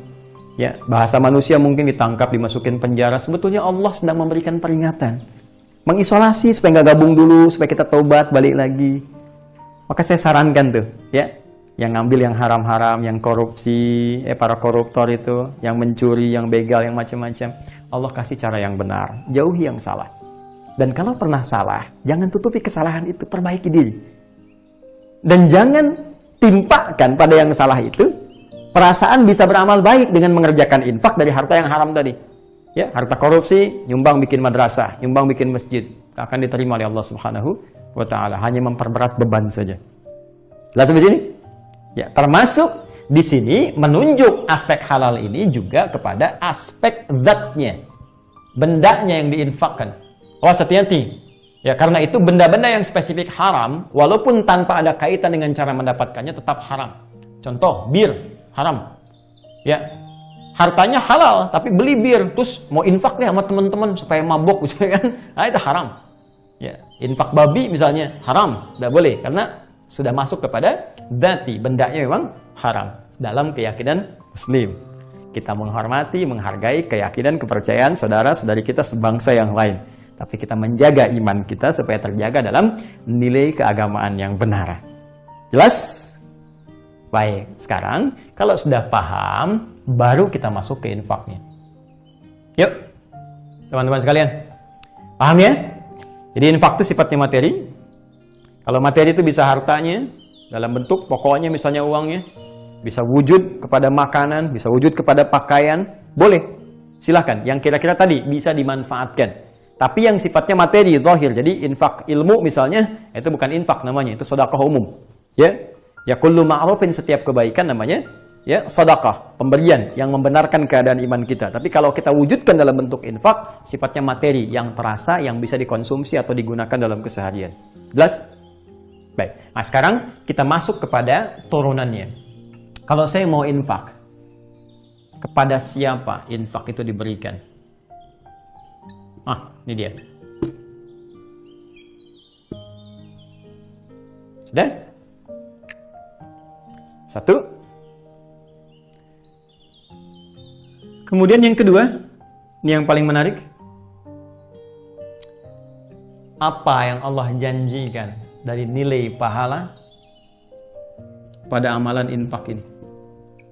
Nilai pahala pada amalan infak. Nanti kita bandingkan dengan pahala sholat misalnya, ya. Dan yang ketiga, ini yang paling indah. Ustadz katakan dari kata infak ini ada akar kata nafak, membangun terowongan sampai ketemu dengan Allah, sampai dapat anugerah spesial di surga. Surga seperti apa yang Allah janjikan bagi orang yang senang berinfak? Nah, awas, kita sedang tidak memberikan satu janji atau harapan, tapi kita sedang membuktikan. Hati-hati segala firman yang disampaikan Allah dalam Al-Quran. Dan ingat, saya katakan dari awal, pembahasan tafsir ini muaranya pada keyakinan. Disebut dengan iman. Kita mukmin. Karena itu tugas kita pertama meyakini apa yang Allah sampaikan. Kalau Anda nggak mau yakin, itu kembali pada Anda. Kami tidak memaksa. Tapi nanti kita akan lihat saat kembali ke akhirat. Ya, siapa yang benar, siapa yang selama ini meragukan dan bertanggung jawab atas segala keraguan yang dia sampaikan. Yuk kita lihat. Bismillah. Sekarang kita langsung satukan ini, teman-teman sekalian, supaya efektif pembahasan di ayatnya. Banyak ayat yang sangat beragam di Al-Quran. Kita ambil yang langsung kepada inti pembahasannya. Yuk, siapa dulu? Kita satukan dengan nilainya. Kita temukan di Quran surah kedua Al-Baqarah di ayat 261. Ini ayat infak nih. Ya, sampai ke 267 itu turunan infak. Mari kita lihat. Mathalul ladzina yunfiquna amwalahum fi sabilillah. Perumpamaan orang-orang yang menginfakkan harta mereka fi sabilillah, di jalan Allah. Satu, kepada siapa infak diberikan? Jawaban Al-Quran pertama, fi sabilillah. Baik, kalimat umum dulu. Jelas? Karena itu seringkali infak disandingkan di Al-Quran dengan kalimat sabilillah. Wa anfiqu fi sabilillahi wa la tulqu bi aydikum ila tahlukah. Berinfaklah di jalan Allah, jalan Allah, jalan Allah. Itu satu. Baik, teman-teman sekalian, kalimat fi sabilillah itu maknanya luas. Segala hal, aktivitas yang berlangsung di jalan Allah. Dari keluasan ini, ada yang spesifik dimaknai oleh ulama. Ada yang sifatnya khusus, spesifik, ada yang terbuka amalannya. Ya. Yang spesifik ini tingkat pertama, adalah amalan infak yang diberikan sebagai support pada perjuangan langsung di medan perang, medan jihad berupa peperangan, jika memang tuntutan jihad itu sedang terjadi. Ya, misal, mohon maaf, kita Indonesia nih, mudah-mudahan tidak terjadi situasi ini, tapi kita ilustrasikanlah ke masa-masa lalu saat kita sedang berjuang melawan penjajah. Ya, baik itu dari Portugis, baik itu dari Belanda di masa-masa lalu itu ketika datang, ya, lalu orang-orang Islam ikut berjuang. Ingat, Indonesia ketika dilahirkan, rahimnya, ya, rahim kelahiran Indonesia itu, saham umat Islam itu begitu besar. Dan itu dibuktikan oleh sejarah. Dan kita membentuk Negara Kesatuan Republik Indonesia dengan keadaan yang sangat terbuka, saling menyayangi satu dengan yang lainnya. Tapi jas merah, jangan sekali-kali melupakan sejarah bahwa pada saat itu para ulama turut berjuang. Bahkan ada yang membuat resolusi jihad. Hadratus Syekh Kiai Haji Muhammad Hashim Asy'ari bin Asy'ari. Baik, ada nanti di Tasik muncul, ya, ada di Bekasi muncul, ada di Cirebon muncul, di Banten muncul, sampai wilayah Indonesia, sampai ke timur, sampai ke Maluku, dari Pasai, dari Aceh sana, ya, dari Sabang sampai Merauke, keluar semua. Anda tahu apa yang terjadi? Mereka bukan sekedar menginginkan kita merdeka dari penjajahan, ekspansi orang-orang yang datang itu untuk menjajah bumi pertiwi kita, tapi lebih daripada itu, mereka niatkan semuanya sebagai jihad fi sabilillah. Tidakkah Anda ingat betapa di antara banyak mereka bukan hanya mengorbankan jiwanya, tapi mengeluarkan harta benda yang paling berharga? Masih ingatkah bagaimana saudara-saudariku di Aceh? Dan saya mencintai Anda semua. Saudara-saudariku di Aceh, sebangsa setanah air, saya menyayangi Anda. Bahkan cita-cita terkecil saya waktu dulu tuh, saya pengen mengunjungi Aceh, saya pengen lihat, dan telah terwujud, alhamdulillah. Masih ingatkah bagaimana masyarakat Aceh mengumpulkan harta bendanya, gelangnya, emasnya, untuk mendapatkan kita pesawat pertama itu yang kita banggakan? Ya, Bukankah apa yang mereka korbankan harta benda? Itu jihad fisabilillah. Di antara yang lainnya ada yang nyumbang makanan bagi para pejuang kita. Ya, Tentara Nasional Indonesia yang lahir dari rahim rakyat Indonesia. Yang panglima besarnya, Masya Allah, seorang guru ya di sekolah Muhammadiyah. Ya, dengan keadaan yang terbatas tapi zikirnya sangat luar biasa itu. Bagaimana support dari masyarakat diberikan. Ada yang infak makanan, infak bahan pokok, infak macam-macam, infak hartanya. Itulah jihad fisabilillah. Jadi ketika tuntunan ini terjadi, makanya saya sering katakan, jangan ajari orang Islam tentang aktualisasi dari Pancasila, tentang aktualisasi dari kecintaan kepada bangsa, kecintaan kepada negara, karena dalam ajaran Islam itu sudah otomatis terkandung kecintaan pada setiap bumi yang dipijak. Orang Islam tuh pasti cinta pada negaranya. Orang Islam pasti cinta pada tanah airnya. Karena itu saya sering katakan, kalau ada satu pun terjadi pada negara, maka yang pertama kali tergerak untuk membelanya adalah orang Islam. Kenapa? Karena orang Islam punya ajaran jihad fi sabilillah yang turunannya bisa digunakan untuk bela negara, bela bangsa. Baik, ini poin pertamanya. Satu misalnya, ya. Nah, ini kalau kita contohkan di masa-masa perjuangan Nabi SAW, ya saat perang Badar, perang Uhud, perang Khandaq, ya, perang Hunain dan lain sebagainya, betapa banyak orang-orang berinfak, ya. Dan yang paling fenomenal adalah kisah tentang rebutan infak antara Uthman, ya, Umar bin Khattab dan Abu Bakar As-Siddiq radhiyallahu taala anhu. Saking inginnya mengupgrade diri menjadi hamba Allah yang paling takwa, saking pengen sekali. Ya, kata Nabi, ya anfiqu fi sabilillah, masa-masa perjuangan. Ya infak untuk berjuang. Orang infak, tiba-tiba datang Umar, ya Rasulullah. Itu yang lain berapa? Utsman berapa? Sekian. Oh, gitu. Ya Rasulullah, saya setengah harta saya. Anda bayangkan. Ya kalau Umar misalnya saat itu punya 1 triliun 500 miliar untuk perjuangan. Masya Allah. Ya. Terus tiba-tiba datang Abu Bakar. Ya Rasulullah. Ya, sudah ada yang infak? Sudah. Siapa kemudian terakhir? Umar. Berapa Umar infak? Setengah hartanya. Ya Rasulullah, saya infak seluruh harta saya. Seluruh harta saya. Baik. Nabi bertanya, "Mada tarakta li ahlik?" Apa yang kamu tinggalkan untuk keluargamu? Kata Abu Bakar, mantap lisannya mengatakan, Allah wa rasulahu. Saya sudah punya Allah dan Rasulnya. Aku tinggalkan untuk mereka Allah dan Rasulnya. Mantap. Keluar di lisannya dari cahaya jiwanya. Bukankah Allah Maha Kaya? Bukankah Allah yang punya rizki? Mustahil Allah menyia-nyiakan hambanya yang menunaikan perintahnya dengan sangat luar biasa. Ya. Dan ketika mereka berjuang, bukankah yang aman Madinah? Bukankah yang tinggal di Madinah pada saat itu ada Yahudi? Ya. Ada juga umat-umat yang lainnya. Jadi ketika Nabi berjuang, ya, ketika diserang oleh orang-orang ya, dari Mekah, bukannya ikut berjuang juga yang dapat maslahatnya. Pada saat itu ada orang Yahudi, orang Nasrani dan sebagainya. Mereka hidup dalam piagam Madinah yang sangat luar biasa. Jadi ketika syariat ini dijalankan, ketika dipraktikkan pada masa itu, maka yang punya manfaat adalah orang-orang yang tinggal di dalamnya. Jadi mereka nggak teriak-teriak, saya yang paling Madinah, saya yang paling begini, saya tidak. Dan kita pun sekarang tidak perlu teriak, saya yang paling Pancasila, saya yang paling begini. Buktikan saja. Ketika pandemi seperti ini, apa yang Anda bisa berikan? Bagi bangsa kita tercinta, bagi negara kita. Berapa banyak Anda telah riset? Berapa dari harta yang telah kita keluarkan? Berapa dari pengetahuan yang telah kita share?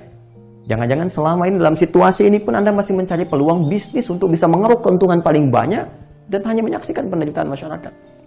Waliyadzubillah, itu akan dihisab oleh Allah di hari kiamat nanti.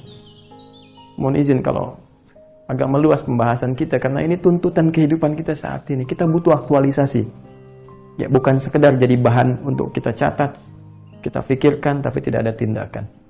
Kembali ke sini. Jadi ini bagian pertama. Jika ada tuntutan ini, jika tidak ada tuntutan ini, maka beralih yang khusus ini kepada jihad pemikiran. Jihad intelektualitas. Ya. Apa bentuknya? Apa dalil turunannya? Ya, dalil turunannya di sini di Quran surah ke-9 ayat 122. Allah menyampaikan wa ma kana al-mu'minuna liyanfiru kaffah. Tidak perlu semua orang beriman itu terjun semua ke medan perang. Nanti yang nyisa siapa? Yang membangun nilai kemasyarakatan siapa? Ya? Falaula nafara min kulli firqatin minhum ta'ifah liyatafaqahu fid din. Mesti ada di antara kalangan mereka sebagian mereka yang fokus mendalami pengetahuan agama, yang belajar. Fokus pada nilai-nilai agama, nilai syariat. Untuk memelihara umat, belajar tafsir, belajar fikih yang benar, supaya mengajarkan sholat dengan benar, mengajarkan Quran dengan benar. Hati-hati, karena banyak orang sekarang baru baca terjemahan, tiba-tiba sudah jadi pakar tafsir. Ya, yang salah kaprahnya luar biasa. Baca ayat tentang jihad, salah praktek, tembak orang, bunuh orang, bom orang sana sini tanpa dibenarkan. Padahal jaminannya neraka nggak pernah keluar. Hati-hati teman-teman. Saya bahkan dapat info tuh pekan lalu. Ada orang sembarangan menafsirkan, pengen berjuang. Ya karena Allah. Baca, ya. Wajahadu bi amwalihim wa anfusihim. Mereka berjihad dengan harta dan diri mereka. Seenaknya diterjemahkan diri mereka itu dirinya. Sehingga ada seorang perempuan membaca itu, dia menjual dirinya secara online. Anda bayangkan? Karena salah pemahaman itu. Hati-hati, makanya mesti ada yang ngaji dengan benar. Mesti ada yang menerangkan dengan benar. Kalau tidak, agama ini nanti jadi mainan bagi setiap orang. Ya, ini banyak keanehan sekarang. Kalau kita ingin mendengar tentang kesehatan, kita dengar pakar, dokternya bagaimana bicara. Ya, pakar kesehatannya bicara bagaimana. Kita ingin tahu tentang ekonomi, lihat ekonominya seperti apa berpendapat. Ya, kita ingin tahu tentang hukum positif, ahli hukum bagaimana. Jadi kita keluarkan dan kita berikan porsinya pada setiap bidangnya masing-masing. Tapi yang paling aneh itu di agama, semua jadi mufti. Semua punya pendapat. Nah, maka mesti ada yang fokus belajar ini supaya nanti nilai itu benar untuk disampaikan. Nah, orang-orang yang ketika dia belajar ta'lim, ustadz-ustadz yang mengajar juga tuh sampai ke pelosok, Allahu Akbar, dengan segala keikhlasan mereka membimbing masyarakat, itu sedang berjihad. Dan ketika tidak ada tuntutan yang pertama ini, itu nilainya sama dengan yang pertama. Karena itu ayat ini turun untuk memberikan peluang yang sama bagi orang yang belajar, dalam tahap belajar sampai dia bisa mengajar. Kenapa saya katakan bisa mengajar? Karena ayatnya, lihat ujungnya, waliyunziru qaumahum idza raja'u ilaihim la'allahum yahdharun. Supaya orang yang fokus belajar ini benar-benar belajar, sanad ilmunya ada, bisa balik kampung pulang. Dan ngajar lagi supaya orang jadi benar. Bahkan sekarang, ulama-ulama sekarang mengambil sebagian pendapat ulama-ulama di salaf masa lalu. Ya, ilmu agama itu luas, ad-din, ulumuddin itu luas. Ya, ada yang mencakup spesifik ilmu syariat, ini yang dimaksudkan secara khusus. Ada yang dimaksud ilmu umum. Karena ilmu umum pun syariatnya membantu bagaimana kita benar ibadah. Anda kalau nggak tahu astronomi misalnya, ilmu falak, bagaimana Anda bisa menentukan arah kiblat?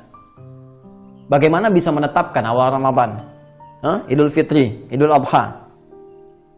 Kalau kita nggak tahu misalnya dasar-dasar fisika, bagaimana bisa mengukur sholat jama' dan qashar? 3 farsah itu berapa kilometer? Apa rumus yang dipakai? Bahkan kalau nggak ngerti, jarak bisa berubah, bisa beda. Belajar fisika dasar, jarak S sama dengan V dikali T. Kecepatan dikalikan dengan waktu, jadi jarak. Kalau kecepatannya ditambahkan, S-nya dibagi T, ya jaraknya menjadi terpangkas sedikit, apakah masih berlaku hukum qashar di situ? Orang ke Semarang berangkat jam 12, orang ke Jakarta dari Bekasi berangkat jam 12. Yang ke Semarang pakai pesawat, yang dari Bekasi pakai beca. Macet, nyampe ke Jakarta sana dari Bekasi jam 6 sore. Sementara ke Semarang jam 1. Bagaimana bisa yang di Semarang di qashar sementara yang di sini harus tunaikan tepat waktu? Itu pikiran. 2 kulah itu volumenya berapa? Kalau nggak paham hukumnya, nggak ngerti, sulit. Maka dari situ ada yang memaknai secara luas. Ayo belajar. Apa jenis infaknya? Kasih beasiswa. Beasiswa. Tuh. Teman-teman dari ZIS tuh, Baznas, teman-teman sekalian. Ayo, kirim anak terbaik kita. Berangkatkan mereka ke Madinah, berangkatkan ke Al-Azhar, berangkatkan ke Ummul Qura, berangkatkan kuliah dakwah Islamiyah, berangkatkan ke Tunis, ke Maroko, berangkatin, pulang-pulang, kasih kontrak, pulang jadi mufti. Kayak MUI, belajar ilmu yang benar. Supaya ngasih fatwa itu bukan yang kaleng-kaleng. Yang nyocok-nyocokkan satu dengan yang lainnya, supaya berkualitas, diikat mereka. Kasih beban, kamu berangkat dengan infak warga negara Indonesia. Kamu berangkat atas nama bangsa, pulang jadi mufti, jangan tanggung. Bikin bangga, seperti orang dulu, ulama kita memang levelnya ke situ. Rindu kita Syekh Ahmad Khatib Al-Minangkabawi. Rindu kita Syekh Yasin Al-Fadangi, Syekh Nawawi Al-Bantani. Mana semua itu kita butuh saat ini. Berangkat. Termasuk yang di ilmu umum nih. Balik lagi. Bangun yang baik-baik. Ayo belajar sana. Ada yang ke Jerman, ada yang ke Belanda, ya, ada yang ke Amerika. Silahkan. Tapi sesuai ilmunya, jangan sampai belajar sholat ke Amerika. Ya pulang-pulang konslet.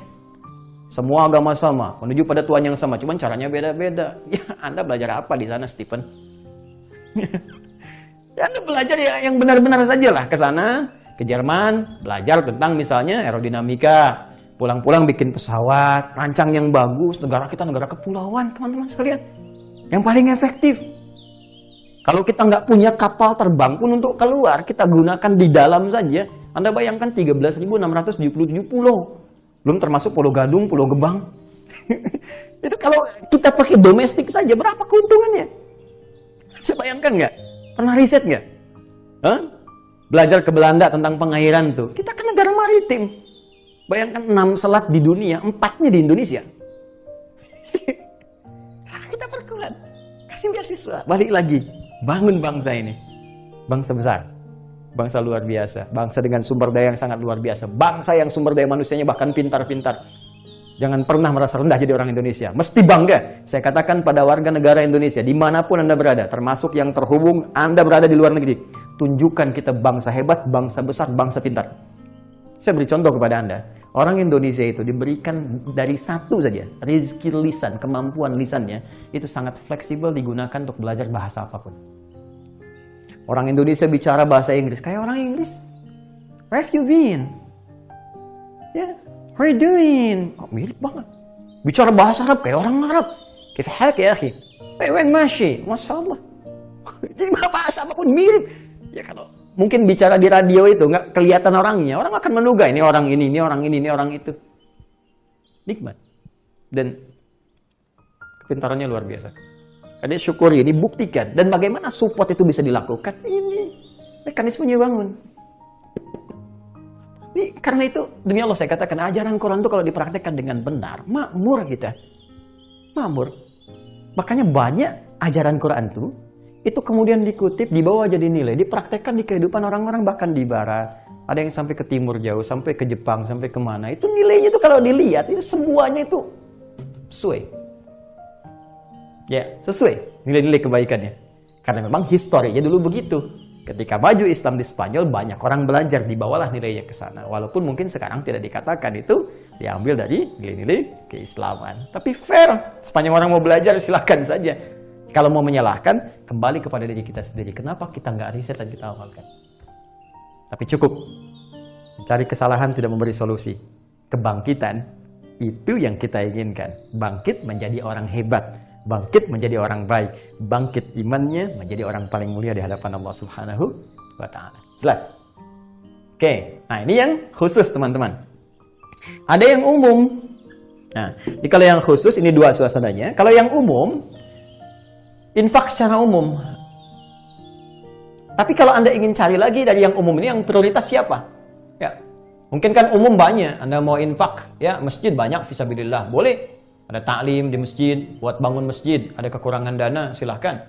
Di masa pandemi, ya, ada yang kesulitan di pekerjaan, silahkan. Ya, infak macam-macam dan seterusnya. Ini sangat luas sifatnya, terbuka. Nah, tapi dari yang luas itu, ada 5 golongan yang paling diutamakan. Ya, ingat nih, ini yang khusus, teman-teman sekalian, yang khusus. Terus yang umum, di antara yang umum, yang luas ingin kita berikan, ada 5 lagi yang paling diutamakan. 5 ini terkumpul di Quran surah kedua ayat 215. Ayat 215. Yas'alunaka madza yunfiqun. Mereka banyak bertanya kepada Muhammad SAW, apa yang harus diinfakkan? Mereka bertanya tentang infak. Qul ma anfaqtu min khair. Katakan tadi, kalau mau infak, ambil dari yang baik-baik, yang terbaik. Lalu salurkan kepada siapa? 1 lil walidain, orang tua. 1 untuk orang tua, lil walidain. 2 wal aqrabin, kerabat terdekat. Kerabat dekat. 3 wal yatama, anak-anak yatim. 4 wal masakin, orang-orang miskin. Ya. Kemudian 5 wabnis sabil, ibnu sabil. Ini yang utama.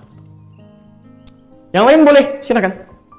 Tapi di antara sekian, mungkin ada yang sudah tercover ya, dengan zakat, dengan macam-macam. Tapi kalau Anda ingin ambil yang skala luas, ini 5 yang paling utama. Ya, 1 orang tua. Orang tua nggak boleh dizakati. Ya, orang tua tidak boleh zakati. Keterlaluan kalau zakati orang tua. Ibu yang melahirkan, bahkan sebelumnya mengandung, setelah itu melahirkan berjuang dengan kematian, menyusui, merawat, kadang-kadang sulit diatur. Setelah dewasa dianggap hal yang sangat luar biasa, diberikan zakat. Tidak. Orang tua infak. Infak itu infak anak kepada orang tua. Itu bagian dari bakti yang luar biasa. Dan di antara hal yang sangat mengagumkan, puncak bakti anak kepada orang tua lewat harta itu, Allah akan balas dengan kemudahan yang sangat berlipat. Ini sudah janji. Karena itu banyak sahabat belajar dari keterangan Nabi, itu mengagungkan orang tua. Ketika ada berbagai problem, mereka diminta ya oleh Nabi, diteruskan oleh para sahabat untuk berbuat baik pada orang tua. Salah satunya dengan berinfak. Bahagiakanlah. Ya, walaupun mungkin baru sebagian makanan yang bisa kita antarkan. Kita beli buah, walaupun cuma 3 mangga, 1 kita berikan. Kita masak, ya. Atau pulsa mungkin bisa kita kirimkan. Orang tua mungkin ingin belajar online, ingin ikut ta'lim juga, nggak ada pulsanya, antum yang isikan. Nanti saya yang isikan pulsanya. Dan mereka tidak menuntut banyak. Begitu datang, lisan mereka yang bersih itu, dengan hati yang luar biasa jernih itu, maka kehusyuannya akan terpancar melalui kalimat lisannya. Ya Allah, berikan berkah kepada anakku. Dan ketika orang tua tulus menyampaikan itu, bergetar arsy sampai kalimat itu dengan rahmat Allah yang telah Allah tetapkan. Orang tua, ya, kalau bisa, ya, orang tua nggak akan lihat jumlah lah. Walaupun tentu harus wajar, ya. Masa iya gaji 100 juta, infak cuma 1.000 sama orang tua, ya, ini keterlaluan juga. Tapi wajar sifatnya. Jadi bisa Anda kirimkan pulsa, bisa macam-macam. Tapi kalau Anda lihat, orang tua saya kan kaya, Ustaz. Ya kaya kan tidak harus bentuk uang diberikannya. Anda bisa berikan bentuk hadiah, kasih misalnya iPhone yang terbaru, kan? Kasih misalnya apalagi iPad, kasih misalnya baju yang bagus, kasih misalnya kendaraan. Kasih tahu Mama, ini aku kirim kendaraan ya. Masya Allah, kan sudah ada yang kemarin aku masih punya Lamborghini. Enggak, ini khusus Ferrari buat ke ta'lim. Misal, ya. Oh, itu ya bahagiakan aja. Khusus buat ta'lim mah ya. Nggak boleh dipakai ke pesta, nggak boleh dipakai ke nikahan. Ini buat ke ta'lim aja. Misal, nggak apa-apa. Bahagiakan. Ya. Kerabat, teman-teman sekalian, kerabat ini bisa dua artinya, bisa kerabat dekat, tali kekeluargaan, ya, ada adik, ada kakak, dia punya anak, ada macam-macam. Anda bisa infak, ya, tidak harus dalam bentuk uang, bisa hadiah, kirim makanan, ya. Sekarang bisa online, Anda pesankan, kirim ke tempat dia, itu bisa masuk, ya. Bisa diartikan juga kerabat itu yang dekat lingkungan Anda tinggal, ya, dekat lingkungan Anda tinggal. Itu butuh perhatian juga untuk membangun silaturahim di antara kita. Nah, kemudian wal yatamah, anak yatim. Yatim ini umum sifatnya. Mau yatim dia punya, mau yatim juga dalam keadaan dia tidak mampu. Ada yatim fakir sekaligus. Jadi yatim sekaligus fakir atau miskin. Nah, ini bisa dapat zakat, bisa dapat infak. Jelas ya? Tapi kalau dia yatimnya kaya, dia nggak dapat zakat karena nggak masuk kualifikasi yang 8 itu di Quran surah 9 ayat 60. Tapi dia berpeluang mendapatkan infak. Anda koleganya datang ke situ, lihat anak paman misalnya, kaya memang, harta peninggalannya 100 triliun misalnya kan. Nah, masa Anda mau ngasih 100.000 buat dia kan nggak mungkin. Ya, tapi Anda bisa hibur dia. Adik sayang, ini paman bawa Lego nih, Lego terbaru, kan? Atau beli mainan yang dia suka, beli mobil-mobilan, beli macam-macam, Anda berikan kepadanya. Dia senang. Gitu ya? Boleh jadi demikian. Baik. Kemudian miskin ini dapat tambahan dari infak, ya. Jadi kalau di zakat juga dia masuk. Ya, kalau fakir dengan miskin itu berbeda. Fakir memang kesulitan untuk mencari satu aktivitas pekerjaan sehingga tidak bisa mensupport kehidupan dia dengan maksimal. Miskin umumnya dia punya pekerjaan tertentu tapi belum mencukupi kebutuhan dasarnya. Karena itu, karena ada usaha dari yang miskin ini untuk beraktivitas, ya, maka disupport dia selain dengan zakat dengan infak. Jelas. Diberikan bagian dari infak. Dan itu bisa skemanya tidak harus disuapi jadi nasi dan ikan. Tidak. Bisa diberikan kail. Kasih modal dia untuk beraktivitas, berusaha. Supaya bisa tough kembali. Hari ini dia menerima, besok dia memberi. Hari ini dia terima, besok dia kasih. Sehingga dia katakan, terima, kasih. Terima, kasih. Ya, Ibnu Sabil yang kesulitan di perjalanan. Ya. Ini banyak sekarang teman-teman sekalian. Ayo. Yang di Indonesia, coba kontak, kita sinergikan. Teman-teman perwakilan, ya di luar negeri kita, teman-teman yang perwakilan di luar negeri yang dikoordinasikan melalui kedutaan besar kita, ya dipantau oleh Kemlu. Kalau perlu kita bagi datanya, di mana warga kita supaya ringan, karena belum tentu semua bisa ditanggung, ya oleh negara. Walaupun negara punya kewajiban untuk mereka, ya. Tapi kalau kita bisa terlibat, itu bisa lebih ringan. Lihat ya, di negara mana saja yang sekarang kesulitan. Ada yang mungkin terjebak di negara konflik, ya. Mungkin tidak semua bisa terbantu, kita cek, kita support dan sebagainya. Ya. Jadi itu yang bisa kita hadirkan dalam kehidupan. Saya mau tanya kepada Anda, di mana ajaran Islam yang tak baik? Di mana ajaran negatifnya? Di mana kerasnya? Di mana terornya? Tidak ada. Jadi memang tidak ada celah untuk menyoal bahwa Islam itu teror. Pemeluknya teroris. Ajarannya terorisme. Tidak ada. Coba lihat, ajarannya kasih, berbagi, sayang, membangun, kemajuan, kemakmuran, dan tidak memaksa. Silahkan cek. Memaksa itu dosa. Mau muslim, silahkan. Tidak, itu pilihan. La ikraha fiddin. Indah. Tunjukkan pada saya, di kitab manapun, apakah ada ayat yang selaras dengan lakum dinukum waliyadin? Apakah ada ayat senafas ditemukan la ikraha fiddin? Gak boleh paksa orang lain. Gak boleh paksa dalam beragama. Silahkan Anda berkeyakinan sesuai keyakinan Anda. Kami biarkan dengan nyaman menjalankan ajaran Islam. Kalau ingin tahu, silahkan. Kami berikan informasinya. Yakin, silahkan berislam. Tidak pun, silahkan pikirkan untuk yakin dulu. Indah. Fadzakir innama anta mudzakir lasta alaihim bimusaitir. Nabi saja yang mulia, kata Allah, tugasmu mengingatkan, bukan memaksa. Engkau bukan pemaksa, engkau pengingat dengan penuh kelembutan. Jelas sampai sini? Jadi saya ingin mengingatkan kepada teman-teman yang belum kenal tentang Islam, silahkan berkenalan, silahkan bertanya. Sehingga dengan informasi yang terkumpulkan itu, saya berikan data, Anda olah jadi informasi, dari situ akan jadi pengetahuan, knowledge, dan kita bisa belajar dengan lebih luas. Paham sampai sini? Baik. Dan Anda yang sudah masuk Islam, maka berislamlah dengan baik. Belajar dengan benar, cari referensi yang baik, dan buktikan nilai keislaman kita dengan sempurna sesuai kemampuan kita. Nah, kaitan infak ini, teman-teman sekalian, ada pahala yang telah Allah siapkan. Dan nilainya tidak biasa. Bahkan melampaui nilai pahala sholat yang standar. Masih ingat? Amalan hati itu apa? Iman. Amalan fisik apa? Sholat. Amalan hati kan semua orang bisa mengerjakan, karena nggak ada biaya keluar. Amalan fisik, sepanjang ada fisik, kita bisa menunaikannya. Tapi harta kan harus usaha dulu. Ya, karena itu tidak semua orang bisa mengerjakan ini. Ketika tidak semua orang bisa mengerjakannya, maka pahalanya pun Allah bedakan dengan amalan sebelumnya. Orang yang bisa infak dilakukan karena Allah dan ikhlas dia kerjakan, maka nilai setiap satuannya. Teruskan di Quran surah kedua ayat 261. Perhatikan nilai setiap satuannya. Kamathali habbatin ambatat sab'a sanabil fi kulli sumbulatin mi'atu habbah. Orang yang bisa berinfak di jalan Allah, ikhlas dia tunaikan setiap satuan yang dia keluarkan. Satu dia keluarkan, maka kalikan 7. Dia apresiasi. Orang banyak bertanya, banyak tafsiran. Apa 7 ini? Sudah Allah yang memberikan pernyataan. Artinya 7. Ada yang mengartikan banyak, ada yang mengartikan ini apresiasi dari 7 hari dia beraktivitas. 7 hari dia bekerja. Dari pekerjaan itu melahirkan harta. Dari harta itu dia masih pengen infak. Makanya dikalikan setiap satu nilainya dari perjuangan dia itu. Tapi belum selesai. Kali 100. 100 itu 10 kali lipat dari amalan fisik. Amalan fisik itu sholat. Kalau dikerjakan sekali, pahalanya 10. Quran surah ke-6 ayat 160. Menjaa bil hasanati falahu asyru amthaliha. Siapa yang mengerjakan satu perbuatan hasanah, nilainya 10. Salat itu hasanah. Disebutkan di Quran surah ke-11 ayat 114. Aqimis sholata tarafain nahar wa zulafan minal lail innal hasanati yudhibnas sayyi'at. Salat disebut hasanah. Sekali hasanah 10, sekali salat nilainya 10.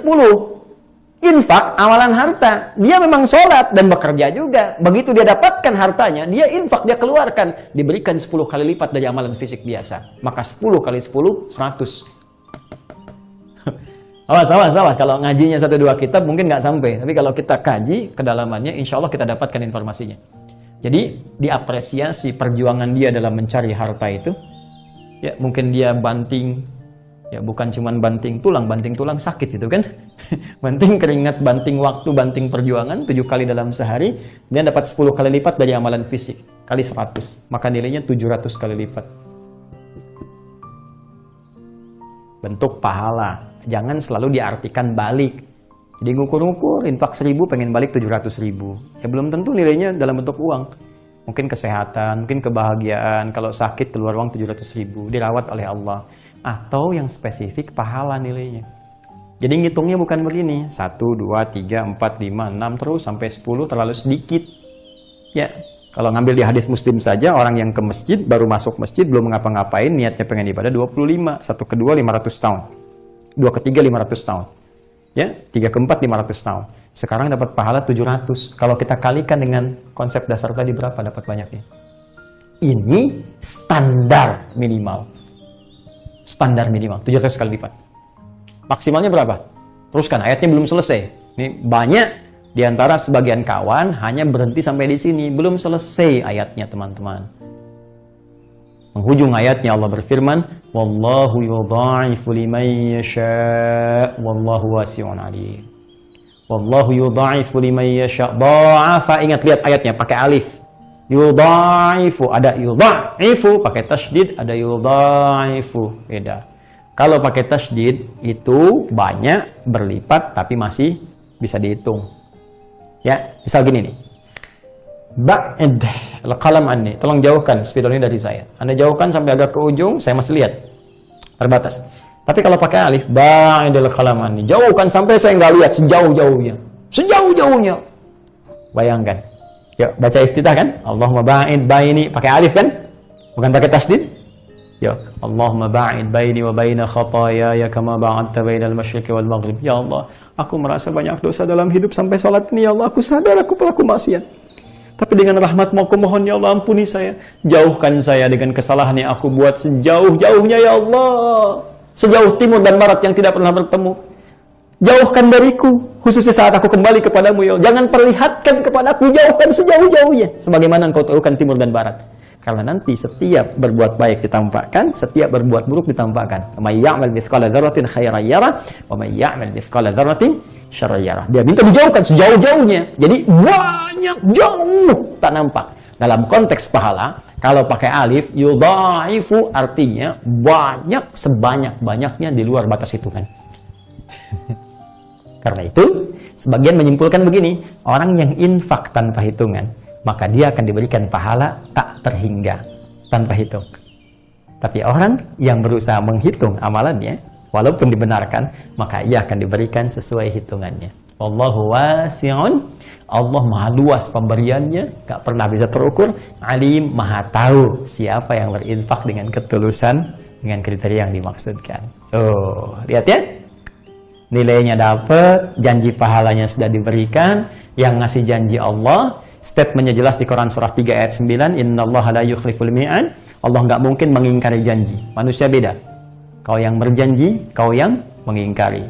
Kau yang memulai, kau yang mengakhiri. Allah tidak. Allah berjanji pasti menepati. Allah berjanji pasti menepati karena Dia yang memulai dan tidak pernah berakhir dalam seluruh aspek kehidupan ini. Masih ragu? Tidak boleh, karena la raiba fi. Tinggal, Ustadz, pahalanya banyak ini, bahkan di atas amalan fisik.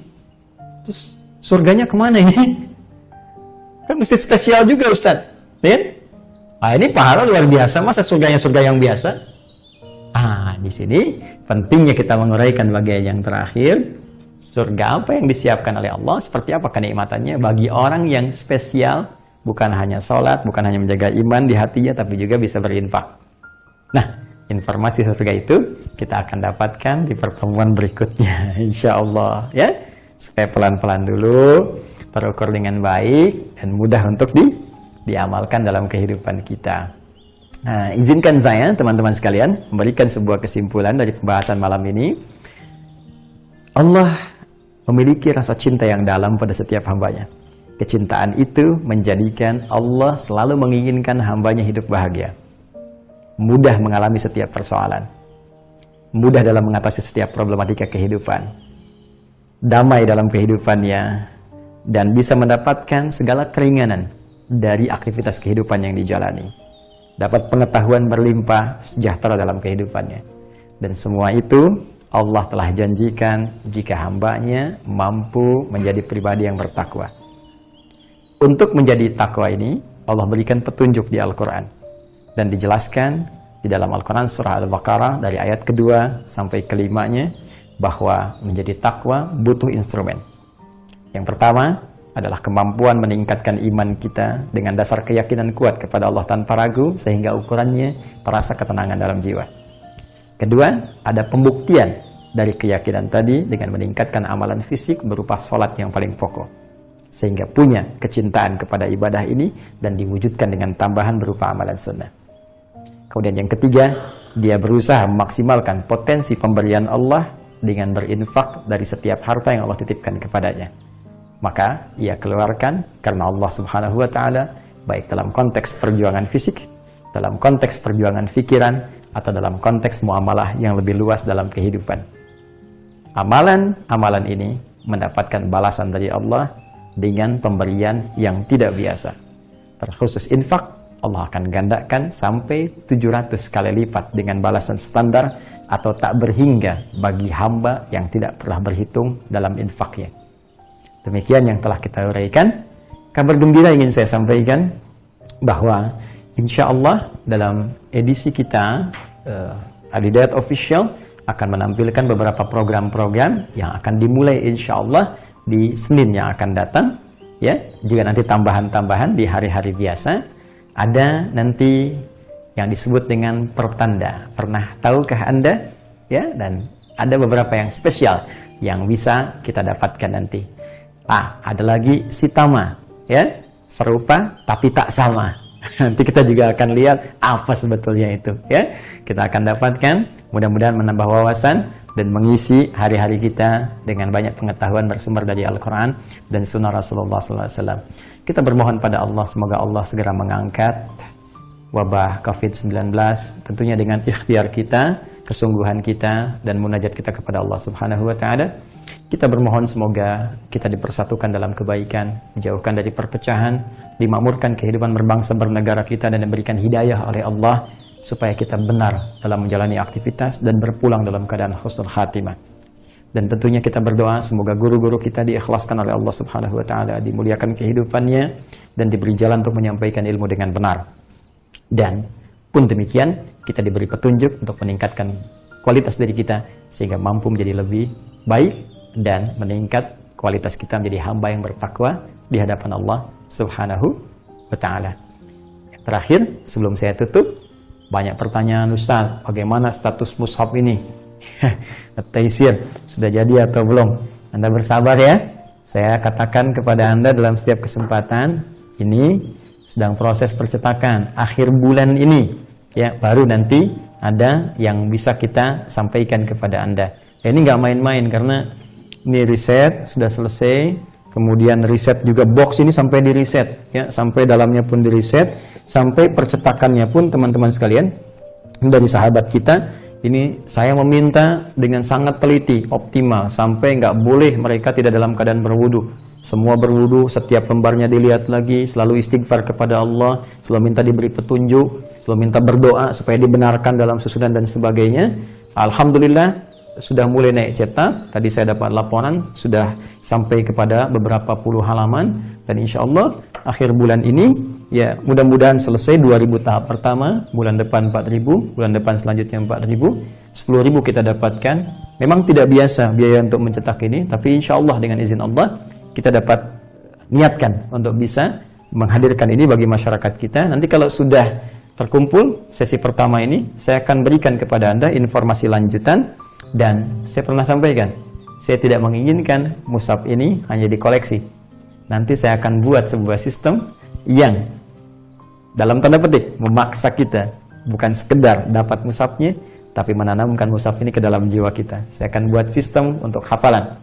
Saya sudah siapkan koordinasi dengan teman-teman, kumpulkan musyrif, ya, ada puluhan orang musyrif sudah siap, sistemnya sedang kita bangun. Begitu Anda mendapatkan ini, kita siapkan sistem supaya Anda bisa menyetorkan hafalan, supaya Anda bisa baca dengan baik, dan nanti Mudah-mudahan setiap tahun kita bisa wisuda sama-sama dan mendapatkan ribuan ahli Quran setiap tahunnya untuk keberkahan bangsa kita dan mengamalkannya dalam kehidupan. Itu harapan kita. Setidaknya mudah-mudahan ya Allah berkenan mewafatkan kita dalam keadaan husnul khatimah. Mohon doa selalu untuk saya. Semoga Allah senantiasa ikhlaskan, berikan petunjuk, memperbaiki kesalahan dan mengampuni dosa-dosa saya dan keluarga. Itu saja yang saya minta. Dan setelah COVID berakhir, mudah-mudahan kita bisa ta'lim lagi dan dengan segala petunjuk Allah Subhanahu wa taala. Allahumma taqabbal minna innaka antas samiul alim wa tub alaina innaka antat tawwabur rahim. 'Allimna ma jahilna. Allahumma ya Allah 'allimna ma yanfa'una fid dunya wal akhirah. Allahumma ij'alna min ahli al-Qur'an waj'al al-Qur'ana sahiban lana fid dunya wa syafi'an lana fil akhirati ya arhamar rahimin. Allahumma ij'al baqiyata hayatina hayatan thayyibah wa akhira hayatina husnul khatimah. Wa alhiqna ma'al ladzina an'amta 'alaihim minan nabiyyina was-siddiqina wasyuhada'i was-salihin wa hasuna 'ulaika rafiqa. وحسن أولئك رفيقا وحسن أولئك رفيقا اللهم سبحانك اللهم وبحمدك أشهد أن لا إله إلا أنت نستغفرك ونتوب إليك وآخر دعوانا الحمد لله رب العالمين وصلى الله على سيدنا محمد وعلى آله وصحبه وذريته وأمته إلى يوم الدين والحمد لله رب العالمين والسلام عليكم ورحمة الله وبركاته.